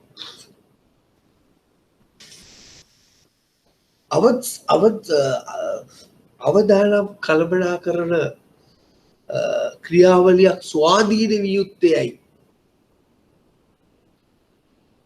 අවදානම් ක්‍රියාවලියක් ස්වාධීන විත්‍යයි. right? එතකොට අපි දන්නවා උදාහරණ වශයෙන් රේඛීය ආරක්ෂණ ක්‍රම තුනක් තියෙනවා. right? අපි කියනවා 3 lines of defense. 3 lines of defense. රේඛීය ආරක්ෂණ ක්‍රම තුනක්. එතකොට මේ අවදානම් කළමනාකරණයේදී අපි මේ ආරක්ෂණ ක්‍රම තුනම හඳුනා ගන්නවා. එකක් තමයි first line of defense කියන්නේ මොකක්ද? ඒ first line of defense කියන්නේ බේයු සිතයන් වලදී ඇතිවෙන අවදානම අඩු කිරීම. බේයු සිතයන් වලදී. ඒක තමයි first line of defense. අවදානම ඇති වෙන්න පුළුවන් බේයු ක්‍රියාවලිය. බේයු සිතයන් ක්‍රියාත්මක කිරීම. second line of defense කියන්නේ අධීක්ෂණ සිතයන්. අධීක්ෂණ සිතයන් වලට අපි කියනවා second line of defense. දැන් මොකක්ද අධීක්ෂණ සිතයක්? අධීක්ෂණ සිතයක් තමයි අපි දැන් මේ ඉගෙන ගන්න අවදානම් කල්පනාකරණය. නිසි ලෙස දැක්කුවේ අවදානම් කල්පනාකරණය සිදු වෙනවා. තව කාට හරි කියන්න පුළුවන්ද? second line defense එක. අවදානම් කල්පනාකරණයට අවතන. අපි ඉගෙන ගත්තා මේක.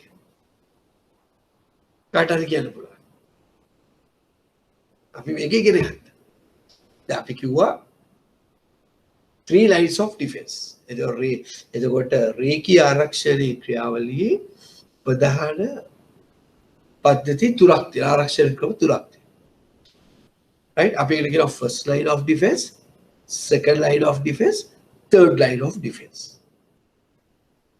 right? එතකොට first line of defense එකට අයිති වෙන්නේ මේ ඕසිතය. second line of defense වලට අයිති වෙන්නේ අධීක්ෂණ සිතය.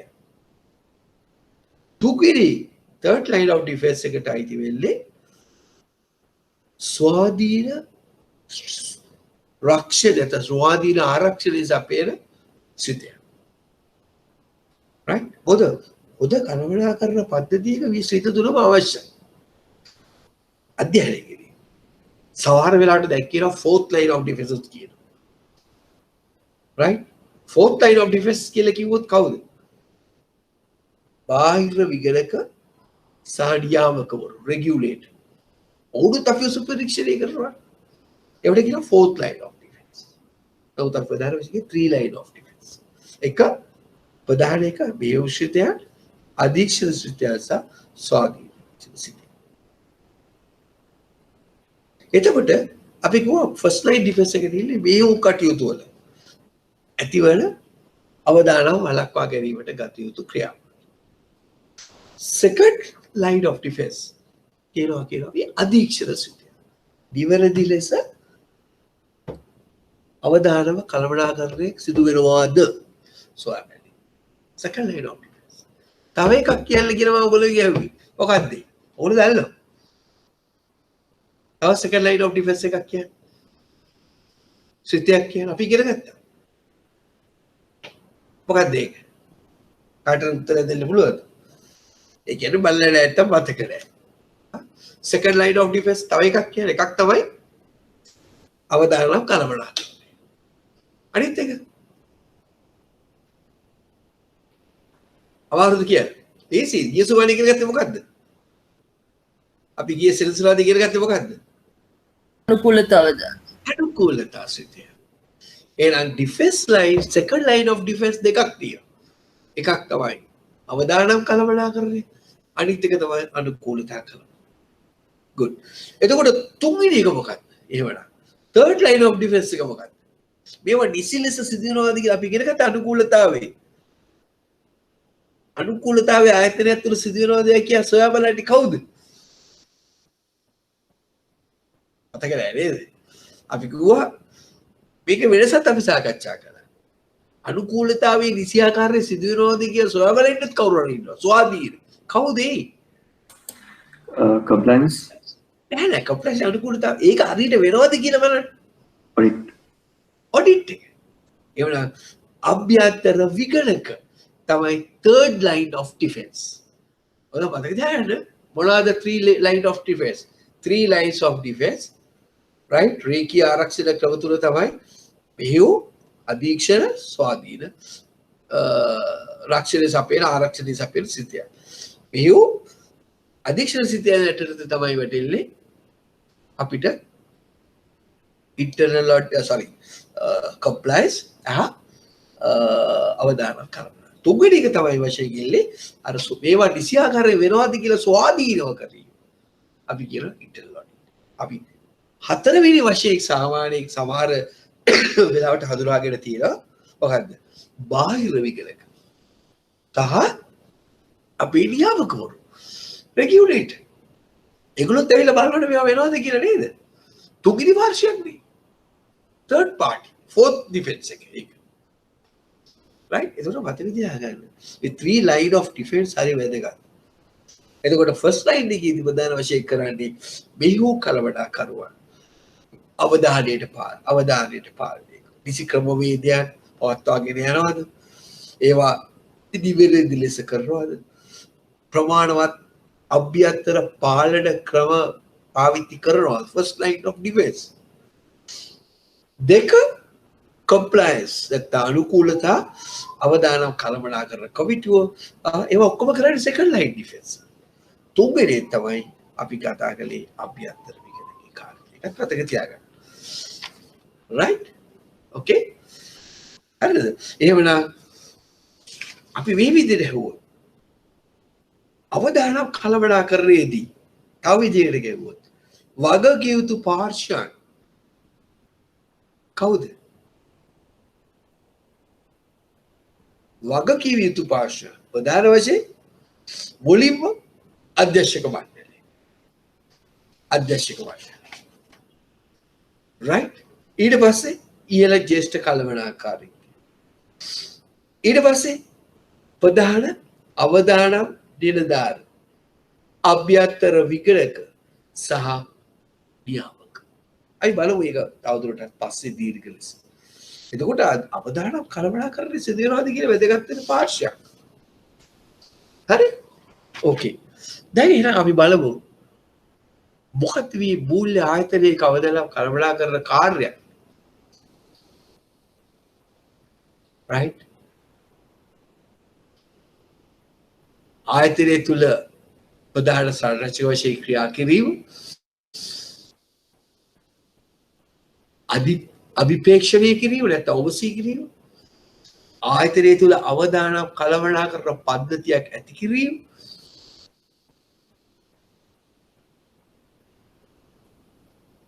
ඒ සඳහා CROගේ සහභාගීත්වය ලබා ගැනීම අපිට මේදී සාකච්ඡා කරන්න පුළුවන්.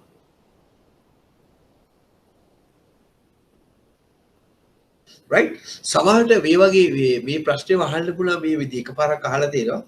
ස්වාධීන අවදානම් ක්‍රියාවලියක ඇති වැදගත්කම. එතකොට එහෙම සාකච්ඡා කළාම අපි කියන්න ඕනේ අර එක මූල්‍ය ආයතන දෙවන රේඛීය ප්‍රධාන රාජ්‍යයක් වශයෙන් ස්වාධීන අවදානම් කළමනාකරන සිටීමේ කාර්යයක් සිදු කිරීම. දෙක අභිපේක්ෂණය කිරීම නැත්නම් oversee supervise කිරීම. සේවක මණ්ඩලයේ කුශලතාවය ඇති කිරීම. අවදානම් කළමනාකරුවන් අනිත් ව්‍යාපාර අංශ සමග සුහදව කටයුතු කිරීම.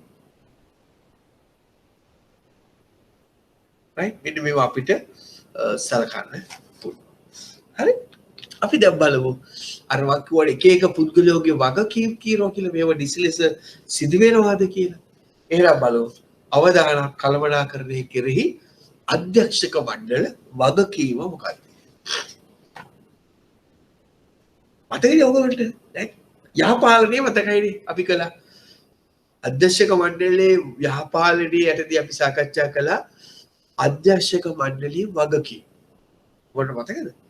ඒ අධ්‍යක්ෂක මණ්ඩලයේ යහපාලනයට අපි ඉගෙනගත් එක දෙයක් තමයි පළමු එක තමයි උපක්‍රමික සැලසුම් කිරීම සලසන්න හදන්න ඕනේ කවුද ඉහළ කළමනාකාරීත්වය ඒ නිසි ආකාරයේ සදා තිබෙනවද ඒ අනුමත කිරීම සහ එය ක්‍රියාවට නැංවීම සුපරීක්ෂණ පළමු වගකීම දෙවෙනි වගකීම වශයෙන් අපි ගත්තේ මොකද්ද අවදානම් කළමනාකරණය ප්‍රධාන වගකීම ආයතන කඩාවැටෙන්නේ අවදානම නිසා නම් ආයතනයක් කඩාවැටීමට අධ්‍යක්ෂක මණ්ඩලය සම්බන්ධ නැහැ.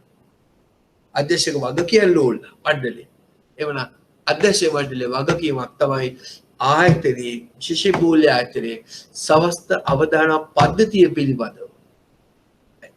එහි තියෙන වැදගත්කම අවදානම් ප්‍රතිපත්ති අනුගමනය කිරීම, කටයුතු ක්‍රියාමාර්ගය, පසු විපරම් මේ සඳහා කටයුතු කිරීම. මතක තියාගන්න වැදගත් කටයුත්තක් අධ්‍යක්ෂක මණ්ඩලය අවදානම් කරනවා. ඒ විතරක් නෙවෙයි. මේ හඳුනාගත්ත විතරක් නෙවෙයි. පද්ධතිය ඇති කිරීම විතරක් නෙවෙයි. ඒ අවදානම ලුහුයුරු මිටිගේට් කිරීම සඳහා දේශ කළමනාකාරීත්වයට පැවරීම. අතකනේ අපි ඉගෙන ගත්තා. උපාය මාර්ග අනුමත කරලා ඒ උපාය මාර්ග ක්‍රියාත්මක දැක්වීම සඳහා දේශ කළමනාකාරීත්වයට පැවරීම. ඒ විතරක් නෙවෙයි. මේ කටයුත්ත සඳහා අපි කිව්වා අවදානම් කළමනාකරණය සඳහා විශේෂ වූ ස්වාධීනව කටයුතු කිරීමේ පුද්ගලයන් කීප දෙනෙක් ස්වාධීනත්වය රැක ගැනීම. අපි කිව්වා අධ්‍යක්ෂක මණ්ඩල අනු කොමිටුවල ස්වාධීනත්වය රැක ගැනීම. අපි සාකච්ඡා කළා එතනදී අනුකූලතා නිලධාරිගේ ස්වාධීනත්වය. ඒ වගේම තමයි බැක්කුව තුළ අවදානමක් නිසියාකාරයේ තාක්ෂණය කරනවා අධ්‍යයනය කිරීම සඳහා විශේෂ නිලධාරියෙකු පත් කිරීම. ප්‍රධාන අවදානම් නිලධාරී. ඔහුගේ ක්‍රියාකාරීත්වයේ ස්වාධීනත්වය තවුරු කිරීම. අපි දන්නවා ප්‍රධාන අවදානම් නිලධාරී වාර්තා කරන්නේ කාටද? අතකද අපි කළා අධ්‍යක්ෂක කොමිටු අඩු කොමිටි සාකච්ඡා කළා මතකද? ඒදී අපි සාකච්ඡා කළේ CRO Chief Risk Officer ප්‍රධාන අවදානම් නිලධාරී. ඔහුව පත් කිරීම, ඔහුව වෙනස් කිරීම. right? ඔහු වාර්තා කරන්න ඕනේ කාටද? වකියුවා Chief Risk Officer Administrative CEO. හැබැයි වාර්තා කරන්නේ කාටද? ඒකාබද්ධ අවදානම් අඩු කොමිටු. ඒ සඳහා ඔහුට තිබිය යුතු ස්වාධීනත්වය. හරියට අපි ගියසෝවානේ කතා කළා. අනුකූලතා නිලධාරී පත් කිරීම සහ ඔහුට ස්වාධීනත්වය ලබා දීම.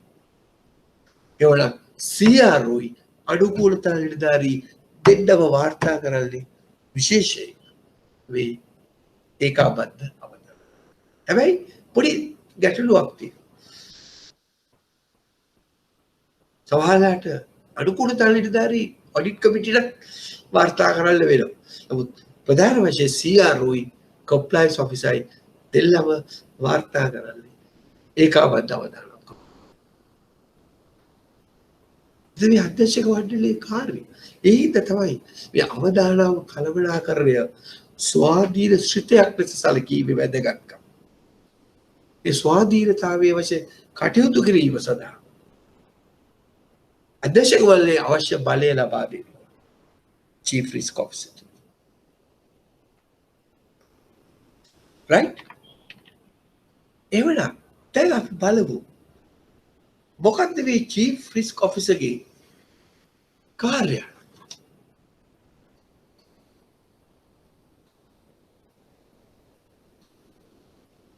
right? මතක තියාගන්න. මූල්‍ය ආයතනයේ සමස්ත ආදායම පද්ධතිය මෙතන විදි බ්‍රැකට් දාගන්න ඔයගොල්ලෝ මේ වචනේ. මූල්‍ය ආයතනයේ සමස්ත අවදාන පද්ධතිය පැතිකඩ පිළිබඳ. පැතිකඩ ඒක හොඳයි. right? පැතිකඩ පිළිබඳ. පැතිකඩ. right? එතන පොඩ වචනේ දාගන්න. පැතිකඩ. right? ඊට පස්සේ දාන්නකෝ අවදානව කළමනාකරණයේදී පැතිකඩ පිළිබඳ වඩා අවබෝධය. වඩා අවබෝධය. ඒ හොඳයි වචනේ. මූල්‍ය ආයතනයේ සමස්ත අවදාන පද්ධතිය පැතිකඩ පිළිබඳ වඩා අවබෝධය. ඊට පස්සේ කවා දාන්න අවදාන කළමනාක ඇති වැදගත්කම.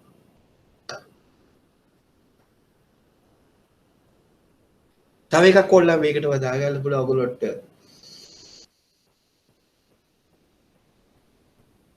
අධ්‍යක්ෂක මණ්ඩලයේ තව වැදගත්කමක් වශයෙන් දාගන්න පුළුවන් ව්‍යාපාර ආකෘති බිස්නස් මොඩල් එකේ අවදානම කෙසේ තක්සේරු කිරීම.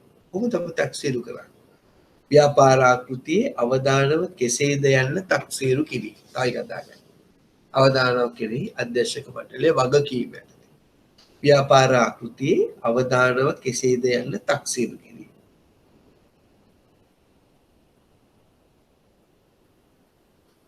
කොපමණ දුරට අර ඒකාබද්ධ කමිටු වාර්තා තීරණයක් ක්‍රියාශීලීව කළමනාකරණය කිරීම උන් නැත වැඩක් නැහැ. අනු කමිටිය ගල්ලා වූ තීරණ ක්‍රියාත්මක කරන්න.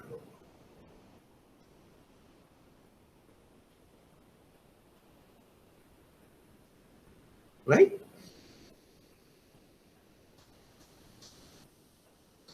පවත්නා අවදානම් කළමනාකරන යාත්‍රය ඇගීම අපි මතක එඩි කිව්වා සුවාන මාස අවුරුද්දකට සැරයක් දේවසිදු නැවත යම්කිසි ඇගීමකට භාජනය. ඒ වගේම තමයි අවදානම්වත් දැනට තිබෙන ආයතනය තුළ තිබෙන අවදානම් යාන්ත්‍රණය ඇගීමකට කරන්න. මොකද වෙනස් වෙනවා.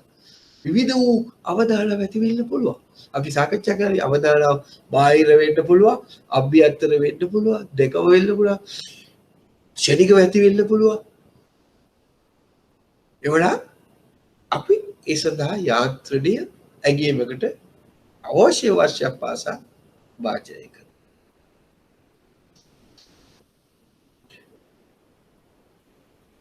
හරි? ඕකේ. දැන් ඔන්න අපි දැක්කා අධ්‍යක්ෂක මණ්ඩලය. ඊට පස්සේ අපි කතා කළා. දැන් අපි කතා කරන්නේ යල්ලි ප්‍රධාන අවදානම් නිලධාරී. අනිත් එක මතක තියාගන්න CRO පත් කිරීම, ඉවත් කිරීම, ඔවුන්ගේ කාර්ය සාධනය කිරීම ඒකත් කරන්න ඕනේ ප්‍රධාන වශයෙන් අධ්‍යක්ෂක මණ්ඩල අනු කමිටුව. right? right.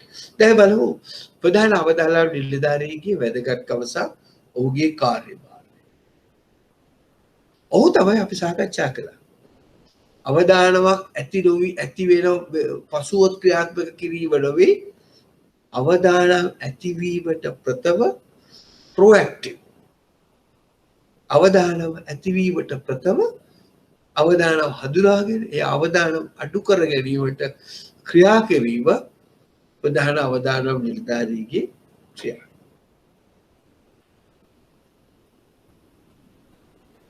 කල් වේලා ඇතුව හඳුනා ගැනීම කියන්නේ ඒකයි. අවදානම් කළමනාකරන පියවරය අධ්‍යක්ෂකවරුන්ට සහ ජ්‍යෙෂ්ඨ කළමනාකාරීත්වයට නිර්දේශ කිරීම, ඔහුට ඒ තොරතුරු ලබා ගැනීමේ පහසුකම අතර අරකමයි. කම්ප්ලයන්ස් වගේම තමයි.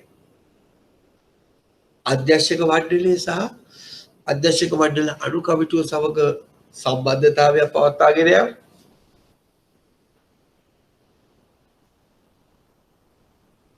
අනිත් එක ඔහු කළමනාකරන සහ මූල්‍ය වගකීම් දරන ව්‍යාපාර වලට ඍජුව දායකත්වයක් නොවිය යුතුයි. දැන් ප්‍රධාන යම් ප්‍රායෝගික ගැටලු කීපයක් කියන්න. දැන් ඔයගොල්ලෝ දන්නවා ඇති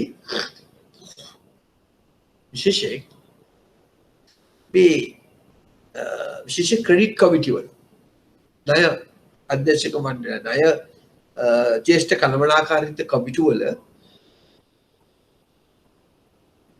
එක සමාජිකයෙක් තමයි චීෆ් රිස්ක් ඔෆිසර් CRO. දැන් අපි හිතමු ඔන්න දැන් ක්‍රෙඩිට් ප්‍රොපෝසල් එකක් එනවා බැංකුවට. ක්‍රෙඩිට් ප්‍රොපෝසල් එකක් එනවා බැංකුවට. අපි ප්‍රායෝගික කටයුතු කියන්නේ ක්‍රෙඩිට් ප්‍රොපෝසල් එකක් එනවා බැංකුවට. දැන් ඔක අධ්‍යයනය කරන්න එපා. සාමාන්‍ය කවුද ඔක අධ්‍යයනය කරන්න ඕනේ? ඔක අධ්‍යයනය කරන්න ප්‍රධාන වශයෙන් ක්‍රෙඩිට් DG. ඔහු අධ්‍යයනය කරනවා. අධ්‍යයනය කරලා දානවා මේක බොහෝ විට ක්‍රෙඩිට් කමිටිය. ක්‍රෙඩිට් කමිටිය දාපුවව අපි ඒ ක්‍රෙඩිට් කමිටිය තීරණයක් ගන්නවා. සාමාන්‍ය එතනදී දාන්න ඉස්සෙල්ලා අපි කියනවා මේක ඩිස්කස් කරලා ඊට පස්සේ මේ ප්‍රොපෝසල් එක පිළිබඳව ප්‍රධාන අවදානම් නිලධාරියගේ නිරීක්ෂණය ඉදිරිපත්. නිරීක්ෂණය. මතකයි නිරීක්ෂණය. දැන් මතක තියාගන්න. දැන් මම අහන කෙටි ප්‍රශ්නයයි. ඔන්න හිතමු ඕගොල්ලෝ බැංකුවේ වැඩ කරන අය. ඕගොල්ලෝ ඉන්නවා ක්‍රෙඩිට් කමිටියේ. අපි හිතමු ඕගොල්ලෝ කට්ටිය ක්‍රෙඩිට් කමිටියක ඉන්නවා. right? ඕගොල්ලෝ ඔක්කොම ක්‍රෙඩිට් කමිටියේ ඉන්නවා. හරි? ඕගොල්ලෝ ඔක්කොම ක්‍රෙඩිට් කමිටියේ ඉන්නවා. අපි බලමු ඔයගොල්ලෝ ඔක්කොම දැන් ක්‍රෙඩිට් කමිටි ඉන්නවා. හරි? දැන් මට කියන්න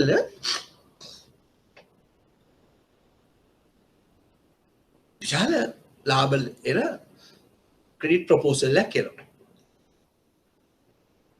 දැන් සුරාජ් මොකද කියන්නේ? දැන් ඔන්න ඒ ප්‍රොපෝසල් එකට DJM ක්‍රෙඩිට් එක දානවා.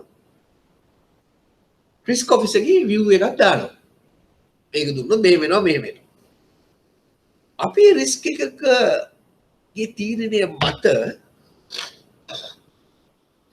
මේක ණය දෙනවද නැද්ද? අපි ඔයගොල්ලෝ කමිටි එකේ ඉන්නවා කියලා. මොකද ඔයගොල්ලෝ කියන්නේ? මොකද මధుරිකා කියන්නේ? මොකද ඉසිරු කියන්නේ? සුරාජ් මොකද කියන්නේ?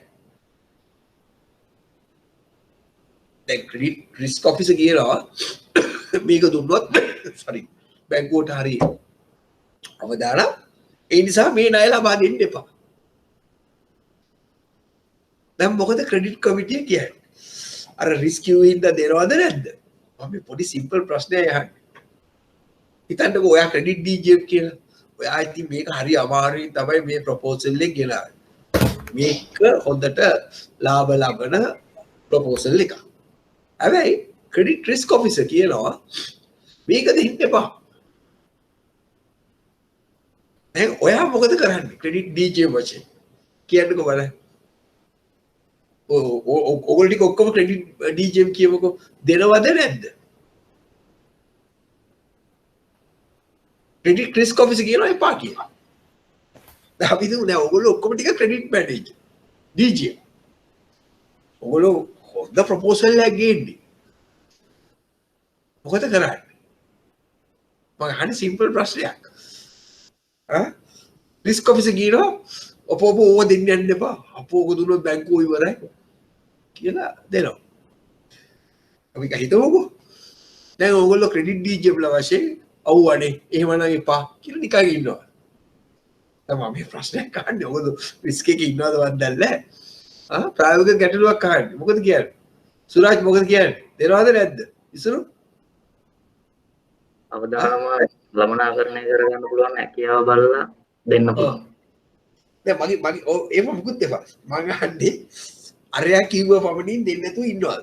ඒ කියන්නේ කවුද අරයා කියන්නේ රිස්ක් ඔෆිසර් දෙන්න ගමනේ. මතක තියාගන්න ක්‍රෙඩිට් මේ ඩිසිෂන් එක ඇවිල්ලා බිස්නස් ඩිසිෂන් එකක්. දැන් හුඟක් වෙලාවට තියෙන ගැටලුව තමයි මොකද රිස්ක් ඔෆිසර් බලන්නේ රිස්ක් ඇන්ගල් එකේ. අවදානම් පැත්ත. දැන් මේ ප්‍රොපෝසල් එක මොන ඩිසිෂන් එකක්ද? මේ කියලා බිස්නස් ඩිසිෂන් එකක් නේද? ව්‍යාපාර දිස්තීරණයක්. එතකොට අපි අරයාගේ view එක ගන්න එක හරි. නමුත් ඩිසිෂන් එක ගන්න ඕනේ කවුද? ඒක ගන්න ඕනේ ක්‍රෙඩිට් එකේ. ක්‍රෙඩිට් DJM ඊට පස්සේ එයා කියන්න ඕනේ. එහෙමනම් අරයා දුන්න ප්‍රොපෝසල් එකට මොනවද කවුන්ටර් ආගියුමන්ට්ස්? එහෙම නැත්නම් කොහොමද මේ අවදානම අඩු කරගන්න තවදුරටත් ක්‍රියාත්මක කරන්නේ කොහොමද? උගක් වෙලාවෙට වෙන්නේ මොකද? අරයා මේක දෙන්න වාගිවා ඉවරයි. අර හොඳ ප්‍රොපෝසල් එක ඉවරයි. වෙන බැංකුවක් ඒක දෙනවා. ඔන්න උගක් වෙලාවට ඔය මගේ එක්ස්පීරියන්ස් අනුව මට තියෙන ගැටලුව තමයි අපි ඔහුගේ හෝ ඇයගේ රිස්ක් ඔෆිසර්ගේ යෝජනා ගන්න අතරම ඒවා අලංගුයි. මොකද ඒක හරි වැදගත්. නමුත් ඔහුගේට සම්පූර්ණ බලය දෙන බිස්නස් ඩිසිෂන් එක ගන්න බිස්නස් පීපල්, ඔපරේෂන් පීපල්.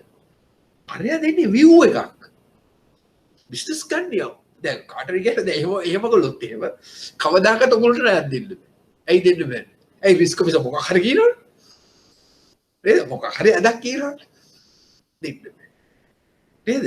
ඒතකොට බිස්නස් ඩිසිෂන් ගන්නෝනේ බිස්නස් පීපල්. රිස්ක් එක කියන්නේ මේක අවදාන. අපි දැනගන්න ඕනේ මේ බිස්නස් ඩිසිෂන් එක ගන්නකොට කොහොමද මේ රිස්ක් එකේ ෆැක්ටර්ස් ඇඩ්‍රස් කරන්නේ කොහොමද කියලා. රයිට්? ඉතින් තවදුරටත් මම මේ ප්‍රායෝගික තත්ත්වයක් කිව්වොත් එහෙම දැන් ඔන්න හිතමු දැන් සාමාන්‍ය රිස්ක් අපේ ඇතුලේ තියෙන ක්‍රෙඩිට් එකේ ලොක්කා සාමාන්‍ය CEO. එහෙමනේ. CEO ට ඕන වුණොත් එහෙම සභාවට මේ ණය දෙන්න එපා වෙන්න. දැන් එයා හිතුනොත් එහෙම මට මේ යකාට මේ ණය දෙන්න ඕනේ නැහැ.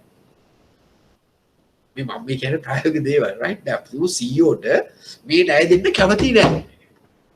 මොකක් හරි වෙන පුද්ගලික කේස් එකක් ඉඳලා මේ ණය දෙන්න කැමති නැහැ.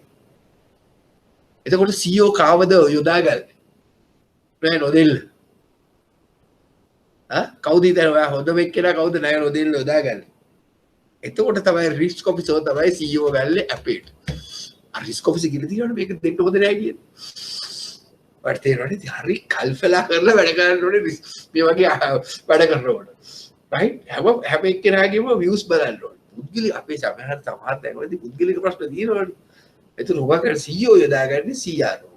CRO ලව්වා මේක නොදෙන්න වැඩ කරන්න පුළුවන්. නමුත් අපි ගන්න ඕනේ ව්‍යාපාරික ඩිසිෂන්.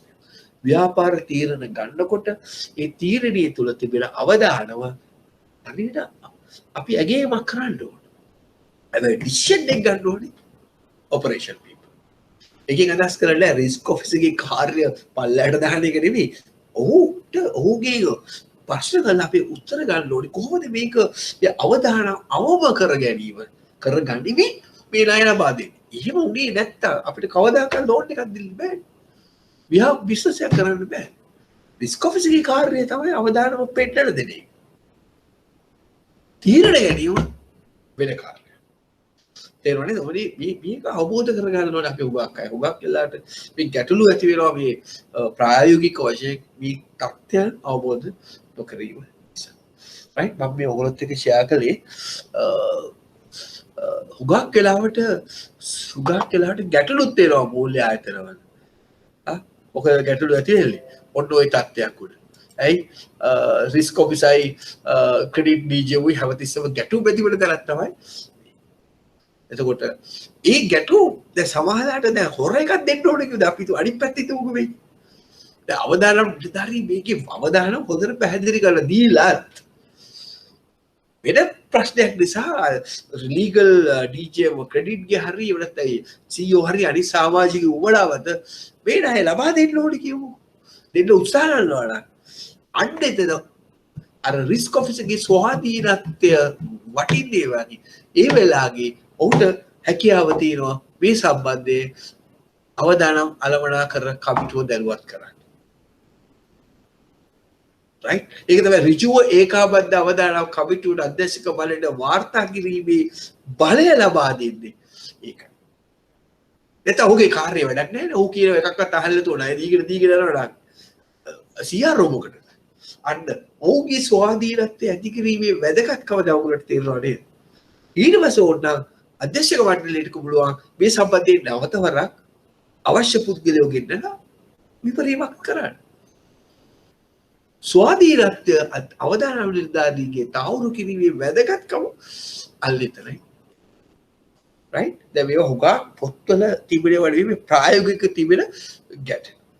right එතකොට අර මම ඔයගොල්ලන්ට කිව්වා නේද අර 3 type of defense. දැන් මේ 3 type of defense තමයි මේක. right first line defense management control internal control. second line එක financial security risk quality inspections compliance විශේෂයෙන් risk management එකයි compliance. third line of defense internal audit. හතර තමයි වකිවේ external audit සහ regulatory. right okay ඊට පස්සේ දැන් අපි මේ දක්වා අපි ඉගෙන ගත්තේ risk management ගැන. right මොකද්ද risk management කියන්නේ? මම හිතනවා ඔයගොල්ලන්ට තේරෙන්න ඇති අද මේ මුල ඉන්ට්‍රොඩක්ෂන් එක. ඇයි risk management එකේ වැදගත්කම මොකද්ද? risk management එකේ වගකිව යුතු පාර්ශ්වයන් කවුද? අධ්‍යක්ෂක මණ්ඩලය මේ වැදගත් නිසි ආකාරයේ කළමනාකරන සිදු වෙනවාදයි තහවුරු කිරීමේ වැදගත්කම. එතකොට මේ කරුණු සම්බන්ධයෙන් අපි සාකච්ඡාවක් මේ අද සාකච්ඡා කළේ ණය අවදානම් කළමනාකරන. මම හිතනවා අපි සමරයිස් කළොත් අපි තාමත්ම කෙටියෙන් අපි අද මේ ඉගෙන ගත්ත දේවල් අපි සාකච්ඡා කළා. මුලින්ම මොකද්ද මේ ඇයි මේ අවධානම කෙරෙහි වැඩි අවධානම කෙරෙහි වැඩි අවධානයක් යොමු කරලා තියෙන්නේ මතක තියාගන්න ලෝක අර්බුදය මූල්‍ය අර්බුදය ඇති වෙන්න ප්‍රධාන ප්‍රශ්නයක් වශයෙන් හඳුනාගෙන තියෙන්නේ මේ නිවැරදි ලෙස අවධානම තක්සේරු නොකිරීම කියලා වශයෙන්ුත් කියනවා.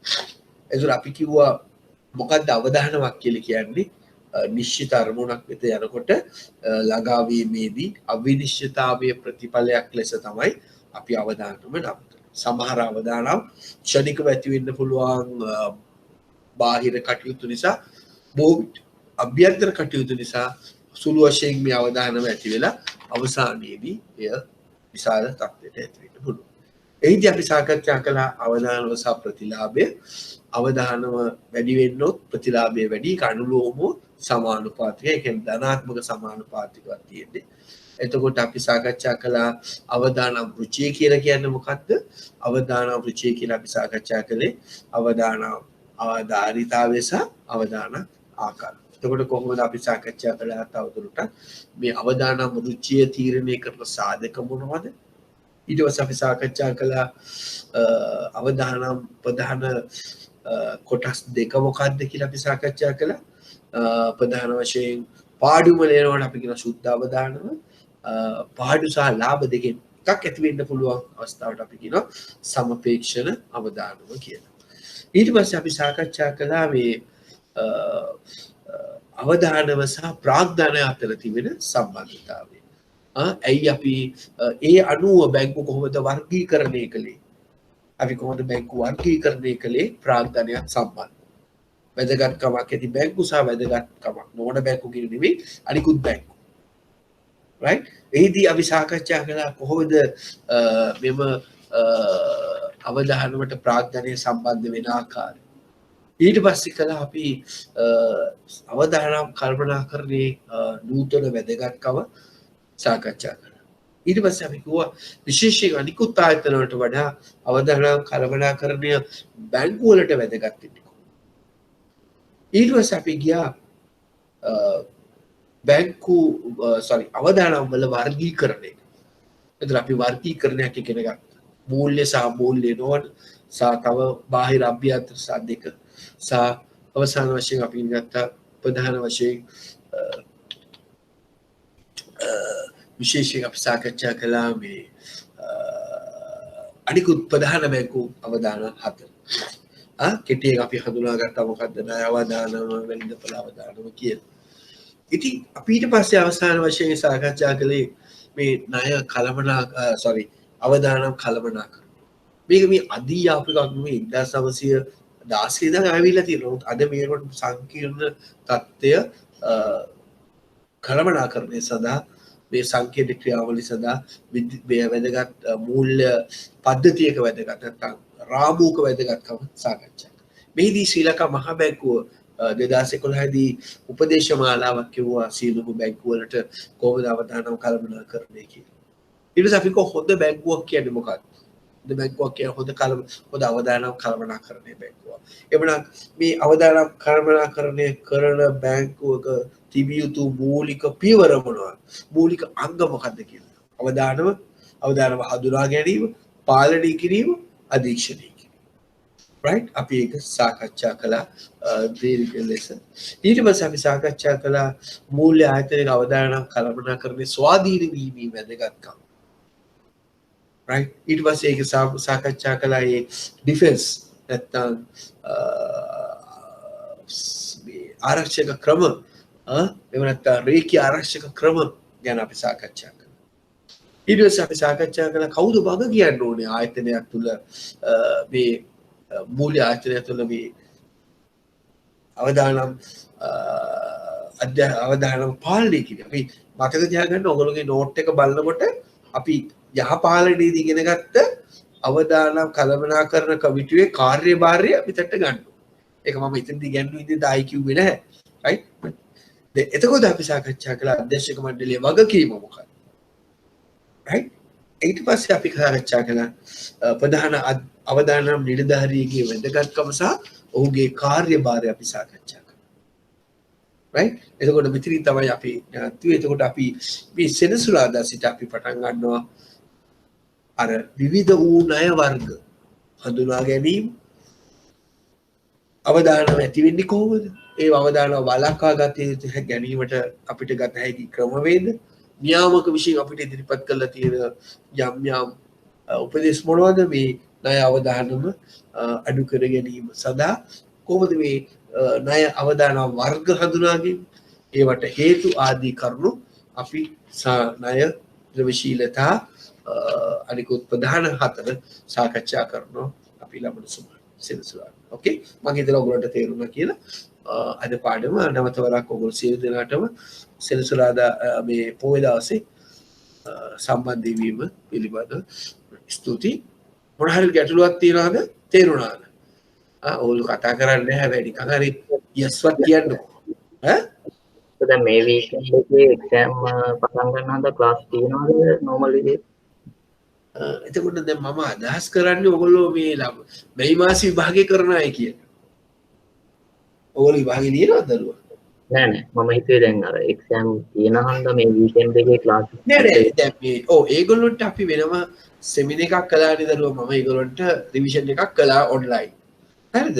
ඉතින් මේ මම ඇසියුම් කරනවා ඔයගොල්ලෝ ටික මේ මාස විභාගෙ ලියලා ඉන්නේ. එතන බලපෑමක් ඇති වෙන්නේ නෑ පුතා. හරි? එතන මේ සෙන්සුරාදා තියෙනවා. ඔගොල්ලෝ විභාගෙ ලියනව නෙමෙයි නේද? ඉන්නවද? මම නම් ලියන්න තියෙනවා මේ පාර ලියනවා මේ සෙන්සුරාදා සබ්ජෙක්ට් එකක් තියෙනවද? මේ සෙන්සුරාදා නම් නැහැ. මේ FIM එක නම් තියෙනවා ඉතුරු වෙලා ලියන්න. ෆිනෑන්ෂල් FIM කියන්නේ මගේ එකද? සර්ග් එක තියෙනවා. කාවද්ද තියෙන්නේ? ඒක 6 වෙනි තැනේ. එහෙනම් වාට මේක ඉතින් මේ පැය දෙක තියාගන්න පාඩම් කරනවා කියලා. ඔය රිවිෂන් එක සහභාගී වුනේ නැද්ද දරුවා? මම රිවිෂන් එකට සහභාගී වෙන්න බැරුව ගියා සර්. මම කලින් නම් සර් ගිය අවුරුදු රිවිෂන් එකට නම් සහභාගී වුණා. මේක තාවන හොඳයි පොඩ වෙනස් කරන්න කලේ. කමක් නැහැ ඉතින් මොනවද කරන්නේ? හරි. මෙහෙමයි වාට එකේ ලබන සමානේ පාඩුවක් වෙන එකක් නැහැ කියලා මම හිතනවා. පැය දෙකනේ. ඉතින් මොකද කරන්නේ? බලන්නකො try කරලා දැන් මට ට්‍රාන්ස්ෆර් කරන්න බැරිද? උගක් අය අනිත් අය ඉන්නවනේ දැන් කට්ටිය අඩු වශයෙන් සහභාගී වුණාට මේක රෙකෝඩ් වර්ෂන් එක බලනවා 300 400ක් විතර. ඉතින් ඒක නොකරත් බෑ පුතා ටික මට කව දැන් මේ පාර විභාගෙ ටිකක් ඉක්මනටනේ. ඉතින් කොහොමද ඔය ලියලා පාස් වෙනවනේ මේ පාර? නේද? වාටිත් තිබ්බත් එකයි නැතත් එකයි ඩාෆෝ නේද? ලබන සමානේ ඔය පාස් වෙනවනේ. නේද? දැන් මම කරපු ඒවා ඇත්තම ඔයා මේ දවස් ටික හරි ෆලෝ අප් කරා නම් ඔයාලට පාස් වෙන්න පුළුවන් කියලා මම ඇසියුම් කරනවා. හරි? එහෙනම් ඕකේ පුතා එහෙනම්. රයිට්? රයිට්. බයවෙන්නම විභාගේ ලියන්න පුළුවන් ලේසි අමාරු නෑ. දැන් මම හැබැයි අලුතෙන් මට ඔයාට ඕනේ නම් ඔයාට පුළුවන් නම් මට ඔයා කැමති නම් ඔයාගේ ඊමේල් එක හරි මොකක් හරි මට මගේ ෆෝන් එකට දාන්න මම ඔයාට ඒ ක්වෙස්චන් පේපර් එක එවන්න. හරි සර්. අනේ thank you very much sir. මම දාන්න එහෙම. ක්වෙස්චන් පේපර් එක එවන්න මට ඔයාගේ මගේ නම්බර් එක 077 864 202 864 202 864 202 ඔයාගේ ඊමේල් එක මට එවන්න මම ඔයාට ඊමේල් කරන්නම් ක්වෙස්චන් පේපර් එක. හරි? ඒ උදව්ව කරන්න. ඒක නම්බර ගන්න. හරි නේද? හරි සර්. නම්බර එක 860 නෑ ලේසි 073යි හරි. ඒක අට තියෙන්නේ 8. ඉතින් දෙක දෙක අඩු කරන්න. 8 6 4 2 0 2. හරි සර්. thank you. right මම ඔයාට ඊමේල් එක මට එවන්න මම ඔයාට ක්වෙස්චන් පේපර් එක එවන්න. හරි? හරි.